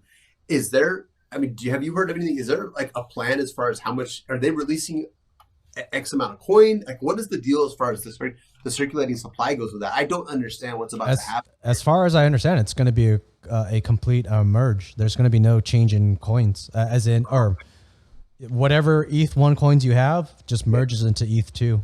Okay. Yeah, because I mean, the way it's displayed on Coinbase, it's showing it as a separate coin in a sense. I mean, it's just a display. But I'm saying, okay, this is whatever X amount, and this is also X amount. I'm like, are they doubling? Yeah. Like, I haven't read enough about it to even. Yeah. So some valid people that are validating, it's the miners. They call the miners on the proof of stake Ethereum, they call them validators. Okay. So people that are validating currently, because it opened up December something last year. So you actually had to you had to put your money into a smart contract and burn 32 of your ETH to become a validator. But the guarantee, the advertised path is that the 32 that you burn in your validator, when they come out with ETH 2.0, you get your 32 back. So, it's a wash. But and then all the people that haven't converted, they will be automatically converted. They don't have to do anything. Okay. So what are the benefits of being a validator or burning your 32 ETH basically? It's just like being a miner. So a miner, like in the early, back in, I think 2016, when I was mining, when you get early into validating or mining, you get more just because the chain is new. It's less bloated. They have the rewards over time. That too, yes, the halves, yes, exactly. So I have a Pi account, and Pi is like that. It's like, make sure you're Pioneer before this time. We're having it this time. Yeah. I mean, back then I was freaking mining like 1 ETH a day. Oh, shit. 1 fucking ETH a day. Like, it was fucking nuts. I had one day where I mined 2 ETH. It was fucking insane. But it kept on having. And imagine if you had that Threadripper back then. oh my God, fuck. But it kept on having to the point where I started mining 0.1 ETH every 2 months. Wow. It just kept on having. Or I'm not sure if I don't know. I don't know if it was the hash rate that had more of an effect. All the miners came onto the network. Yeah. That's crazy, man. Yeah. To think back, 2 ETH a day. Holy shit. Dude, yeah, you're doing that right now. You're styling. Did you do that validator thing? Between us, yes. I say that because when you talk about 32 ETH, that's a lot of money, and then I don't want people to really know that. Yeah, that's okay. I'm just curious, because if you're getting that many a day, you got some ETH to throw around, I'm sure. Yeah. Now, and then when it comes to staking for ETH 2.0, there's a number, right? You have to be in for is that the same as the validation thing? That's the same thing. So if you want to start, for now, there's going to be phases. We're in phase 0, they call it, and then there's phase 1, which will change certain things. In phase 0, you have to burn your ETH to become a validator. I think in phase 1 or 2, I think you could become a validator without I forget the details. Anyways, probably to your question, I think you're probably going to ask like kind of what's involved. You could become a validator later, but the APY, your annual percentage yield, or per year or whatever, it goes down to how many people are validating. There's like a graph where if right now we're pretty close to max, so it's 5% is going to be the kind of the max that you could gain per year. So if like say I think Coinbase and Gemini, I forget if they allow you to stake with your ETH, but they take a small percentage. So if at 5%, they're going to take 1%, so you get 4%. Do you use any of those services where I forget what they're called? I see them advertised on some channels on YouTube, but it's like basically I don't want to say it's staking because you're working with an independent company, but you kind of put up your coins and they pay you back. It's almost like I think you're loaning them your coins or some weird shit. There's two. If you're there's staking that some exchanges do, and there's what's it called? Loan. It's basically loaning, but there's a term for it. Either. I see some guys talk about them a lot. The loaning one is pretty interesting. I'm just fearful leaving that much money on an exchange. Yeah. Granted, if I did it, I mean, I hear of some anywhere up to 20% APR. So for whatever length of time that person loans your crypto. And the cool thing on that one, on some of it, is they have it in smart contracts where they actually almost with a 99.999%, probably maybe higher, percent chance that you get your crypto back. They do this smart contract where they have the math where someone could only loan the amount that they have. They could only borrow the amount that they have. So say you have 5 ETH. I have to start out with 5 ETH to loan your 5 ETH. But what I'm doing, the loan is usually I'm making a bet. That's the thing I don't like. It's DeFi. I think DeFi is part of this, or I think it is mostly DeFi on this stuff. I have 5 ETH. You have 5 ETH. I want to borrow your 5 ETH, and I want to make a bet on. I want to short Bitcoin for whatever reason. I'm going to bet 5 ETH that Bitcoin's going to come down to an X number within so many days. Their algorithm, that smart contract is set up where it does it like every moment it checks that the price is going down.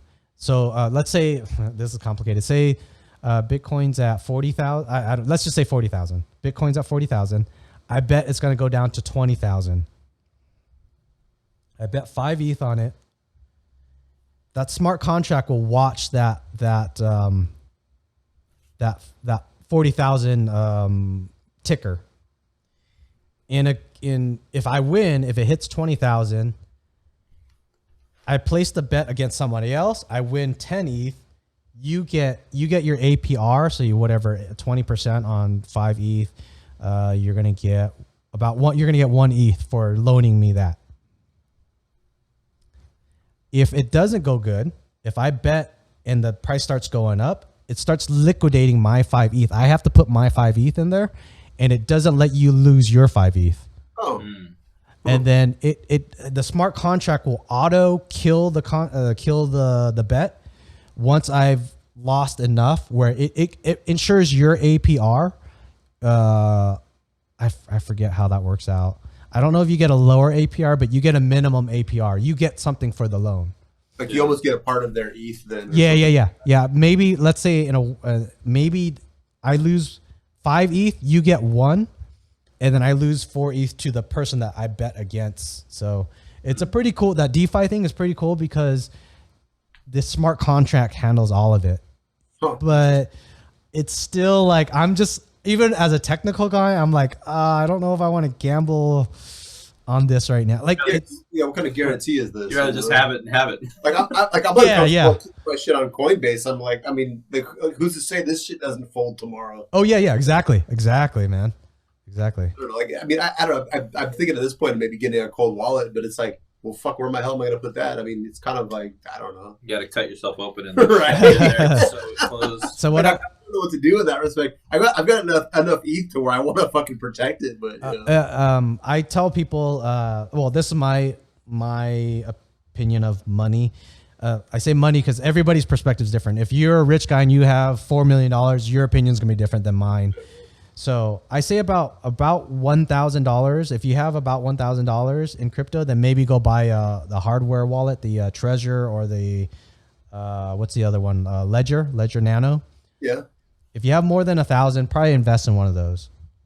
If you have more than 10,000, I suggest doing metal wallets. So I buy small little metal cards, and I punch my private key. I buy little letter number punchers.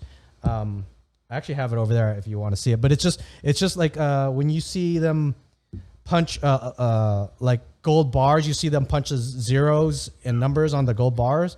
It's like kind of like that. I have a smaller version, and I punch half of my private key on one and half of my private key on another, and I store them in 2 remote locations. Oh, so wow. You would have to get access to both locations to get to my wallet. So if you have over 10,000, I suggest that. Okay. So you like know your key by heart, or do you even still have to go look at it somewhere? I have to go to both locations to. How long are the keys? They're about I think like 64 characters. So just put 32 and 32 characters. Wow. Yeah. It's called Metal Wallet? No, I do that myself. I buy here, let me show you. I feel like I'm looking at another world. Some of the cords I have aren't long enough, so I'll try to show you. You need to borrow a 50-foot extension cable? Yeah. With headphone cable. Okay, so these are just metal plates. What the fuck? And then you probably can't. Yeah, they're small, but there's. So you get a hammer. And these have little numbers and letters on it. And you hammer it into this, and then you get. Oh, okay, I've seen those before. Okay. I was expecting some like high tech shit. Oh no! This is as low tech as you can go. Yeah, I keep saying that, I'm like, wait, what? The most low tech key to the most high tech shit in the world. That's incredible. I love it. I'm gonna cover that because I don't know if this is an actual wallet. So No, that's fine. Yeah. So. Wow, fuck. Can you see the? I mean, I can see Yeah, there's yeah, something on there. basically, yeah. Wow, Fucking trippy, man. that's a trip. So I punched 32 characters on this one, 32 characters on another one, and then store it in 2 different locations. And you need both to get your private key. Right. That's cool. So if you have over 10,000, I would suggest this. Wow.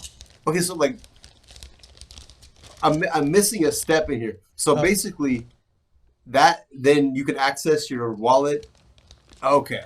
So each like on the blockchain, when you have your wallet, you'll have a private key, Right. and that private key lets you withdraw money from your wallet. You could always deposit money. You need the private key to withdraw. So then this is the private key. Do you keep like a smaller account on some exchange just in case you wanted to use like a couple $100 or $1,000? Yeah. Yep. Gotcha. So you don't always have to be like, oh shit, I got to go drive to Bakersfield to go get my. No, yeah.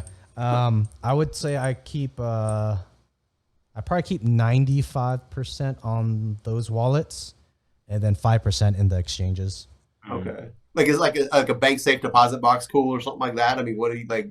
I don't know. I mean, I'm trying to figure out how do I do this? It's just it's to each their own too, because if the kind of the nice thing with Coinbase going with the SEC, I kind of feel like that's a pretty good. I mean, yeah, because I haven't withdrawn from them. I'm like, is this gonna like? Are they gonna fuck with me if I try to take like 10 grand out? You know?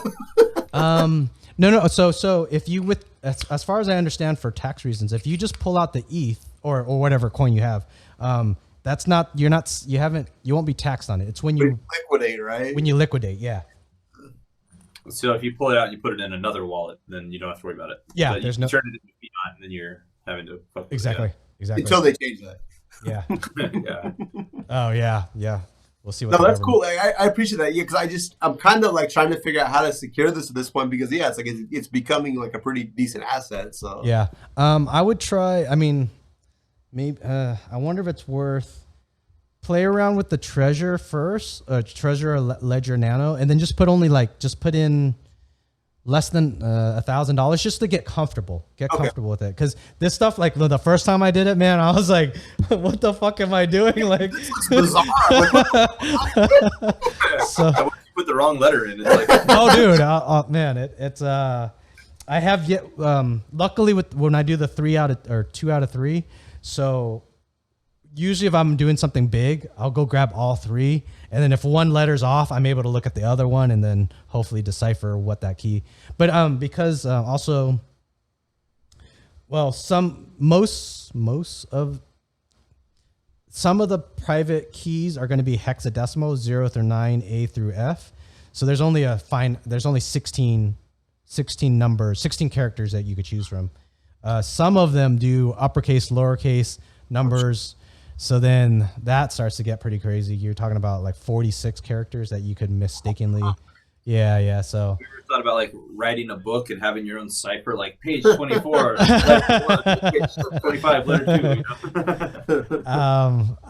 I mean, even having the amount of crypto that I have, and then having these 3 keys, I still feel scared sometimes. It's crypto's not user friendly yet. Yeah, because I mean, like, you're just thinking about storage. I told him, I said, like, the funny thing is, like, Coinbase seems to be sturdy at this point. Yeah, but it doesn't mean it's not going to shut down tomorrow and you're fucked. Yeah. It's hard to think about it that way. Or like you're storing something in a remote location. Well, like we had riots here in La Mesa, and they fucking burnt 2 banks down. Yeah. Safety deposit boxes lost everything because they tell you right when deposit box, hey. not Yeah. a responsibility. Is your metal burn proof? Yeah. So yeah, actually, that was one of the factors. It should be electric proof. It should be waterproof, and then we also we did the math on Googled what's the temperature of a typical house fire, and these will last like double a house fire. So Yeah, you get like the That's highest good. melting point metal you can. You know? yeah. Thermite on there. You're all right. Yeah. This is like $20 and these are like $15 each. So, Funny. Okay. yeah. So not too expensive. That's cool. And if it's, well, it not in your house, it's not literally a cold wall. It's an 83-degree wall. Right? Yeah, make sure they don't melt like in Vegas. I mean, actually, you know what's probably I would say maybe instead of if you're thinking about doing this, maybe just start with a paper wallet and do put like only a few $100s in that paper wallet, and then put 50 on one piece of paper. Is it half? I forget how I did it. Half. I forget how I did it. I think I did 66% of a key on one, 66% of your private key, 66% on another key, and then 66%. But you want to look at it and make sure if you lost one, you'll always have more than enough to cover. Oh, okay. I see what you're saying. And then, what were you saying for the what was your suggestion for the cold wallet that you like? They have Ledger Nano or Treasure. Okay. There's probably so many new ones out. I don't know. I might suggest for you just to do the paper wallet. Like, do it on paper. Put 66% key on one, 66% on another piece of paper, and just put a couple $100 so you get comfortable. Yeah. And then get your safety deposit box, put it in there, get comfortable with that, and try it out. Where one day where you want to withdraw that money, go to the banks, pull it out. Use a wallet app to get that private key in there and then withdraw the money. And then once you're comfortable with it, then do the metal wallet. Oh, that's smart. Okay. Yeah. Yeah. Okay. I can get over that. Yeah. It's even with boring, Yeah. And once you do the metal wallet, maybe do like a few $100s the first time also. And then when you're ready, do the enchilada. The big transfer. Yeah.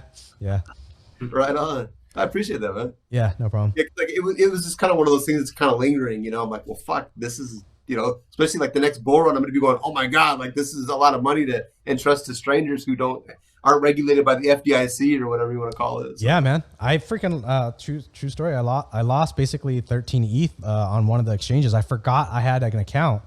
So 13 ETH, what is that? 26, 20, or whatever, around $30,000 right now. The exchange bellied up, but luckily, it does. I don't really. Luckily, the government, they told them when they liquidate, they have to send me the value of that ETH back then. So I got like $3,000 because it was the value when they liquidated back then a year ago. Yeah, but I'd rather have the 13 ETH. Right. Yeah, obviously. Yeah, I forgot I had those accounts. I have the emails. I just didn't. I forgot about them. Oh damn! Gotta check that spam folder, man. Yeah. Never know what's in there. Yeah. Oh man, no, that's good. That's good info. Like seriously, it all. I mean, it's foreign. We haven't been at this very long, but it's a lot of this stuff is like, dude, what do I do now? Or what do I do anyway? Yeah. Look at this like metal. What the fuck? Like, is that what I think it is? Yeah, that's what I think it is. Yeah, I'm a blacksmith. That's exactly, dude. When you're hammering, that's what it sounds like, man. Clink, clink, clink. They're like, oh yeah. Clearly, Liem's made it in crypto. He's hammering metal. Oh, the annoying thing that you'll run into if you have multiple coins that are in the. So I only have I think I only have 3 coins that are over $10,000 worth. So I only punch. You have to have a different wallet. Oh yeah. For each type of coin. On the Treasure and the Ledger, those support multiple coins. So you could have only one. Oh, that would be good. Yeah. So that's a multiple wallet thing. But these are single wallet really only. So okay. It's either Bitcoin or Ethereum, and you could only do one, or whatever coin, Cardano, you would only do one on each wallet. I'll have to have a hell of a lot of Cardano for that to matter, but yeah. Yeah. We're waiting. Someday. Yeah, seriously. Yeah. Any other thoughts, or you guys need to go or anything? I think that's cool. I'm hungry for dinner. Yeah, it's time for dinner time, huh? Awesome, cool. I'm gonna go mine some crypto. I'm gonna get and a shovel. Drink wine while he mines crypto. Maybe I'll punch some metal. We'll see. Oh, one more question. Will I be able to mine some crypto on my my new Ryzen 5900 and my 3070? If I'm correct, the it's a actually those 30 series cards actually mine pretty good, but it's probably at that 0.1 per 2 month, 0.1 ETH per 2 months. So what is that? If you not bad. It's better than nothing. Yeah, you'd have to run it every night for a month and then get that point, or for 2 months. So because you have your electricity thing at your studio, you mentioned that is virtually free. I don't pay electricity here. Yeah. So that would be a huge thing, because that card, I'm gonna guess, it's probably gonna eat up about $20 a month in electricity, but that's free. So yeah. $40 free for 2 months, and then you'd get maybe like almost $300 in ETH for 2 months. Great. That's pretty cool. Bring your 3080 over. We'll have a party. No, I kind of thought about it with the 3080. I don't know. We'll see. I was just kind of figured, like, have you dropped that? Have you tried dropping that into your computer with the Threadripper and using the 3080 with it? No, not yet. So I'm still, I have it set as new in box, so I'm not going to open it until it sells. Or I think I'm gonna give myself about 1 week. If it doesn't sell, I'm gonna use that card. So, why not, right? Yeah. So you'll have some fun with it. Yeah, I'll let you know in about a week's time. Since the first time I did your podcast, it's like I know so much more now than I did then. I still only know this much, so next time I'll know that much. You know? Man, I'm still learning every fucking day, man. Fucking when I listen to Vitalik, he's fucking guy. Holy shit, man! I want to learn more from that guy. So yeah, you got your co-host too, right? So next time, hopefully Emmett will join us. Yeah. Cool. Yeah, he comes from an accounting background. No, he hates accounting. He left that. He became a bartender. Then now he's a real estate agent. So damn, that's a trek. Yeah. So he has some really good perspectives on government, cryptocurrency and whatnot. He's not as much of a he's pro crypto, but he's not as much as we are, like how we think about the future of crypto. But he's maybe more realistic, maybe. Well, that accountancy background will do that too. Yeah, exactly. Well, I hope that we're more realistic, because I like our world better. Oh yeah, I agree. I love pretending that Cardano's gonna 1000x in the next year. So it has to. We got boats to buy and shit. Yachts. Yeah. ETH's gonna 10x this year. Everything's gonna be fine. So we're good. Liem's gonna be able to afford that new air conditioner. Oh hey. Yeah, you're not really selling us on the crypto thing, buddy. I mean, you're in there boiling. I mean, I'm not really sure. Yeah, look at half of his house is on fire. Yeah. That's awesome. I made 2 ETH this month. Yeah, but you don't. I don't know, dude. I mean, that's fucking awesome. You're not doing yourself any favors. We're both broke, but I mean, Tom's got free air conditioning. Right, yeah, you should do the podcast. That's great. Paid for in fiat, by the way. And electricity's paid for too. Yeah, we got it going on, buddy. So, let's plan for part 2. Thank you so much, guys. Thanks, cheers. Buddy. Right on. Appreciate it, man. Always a pleasure. All right. Bye, guys. Bye. Peace.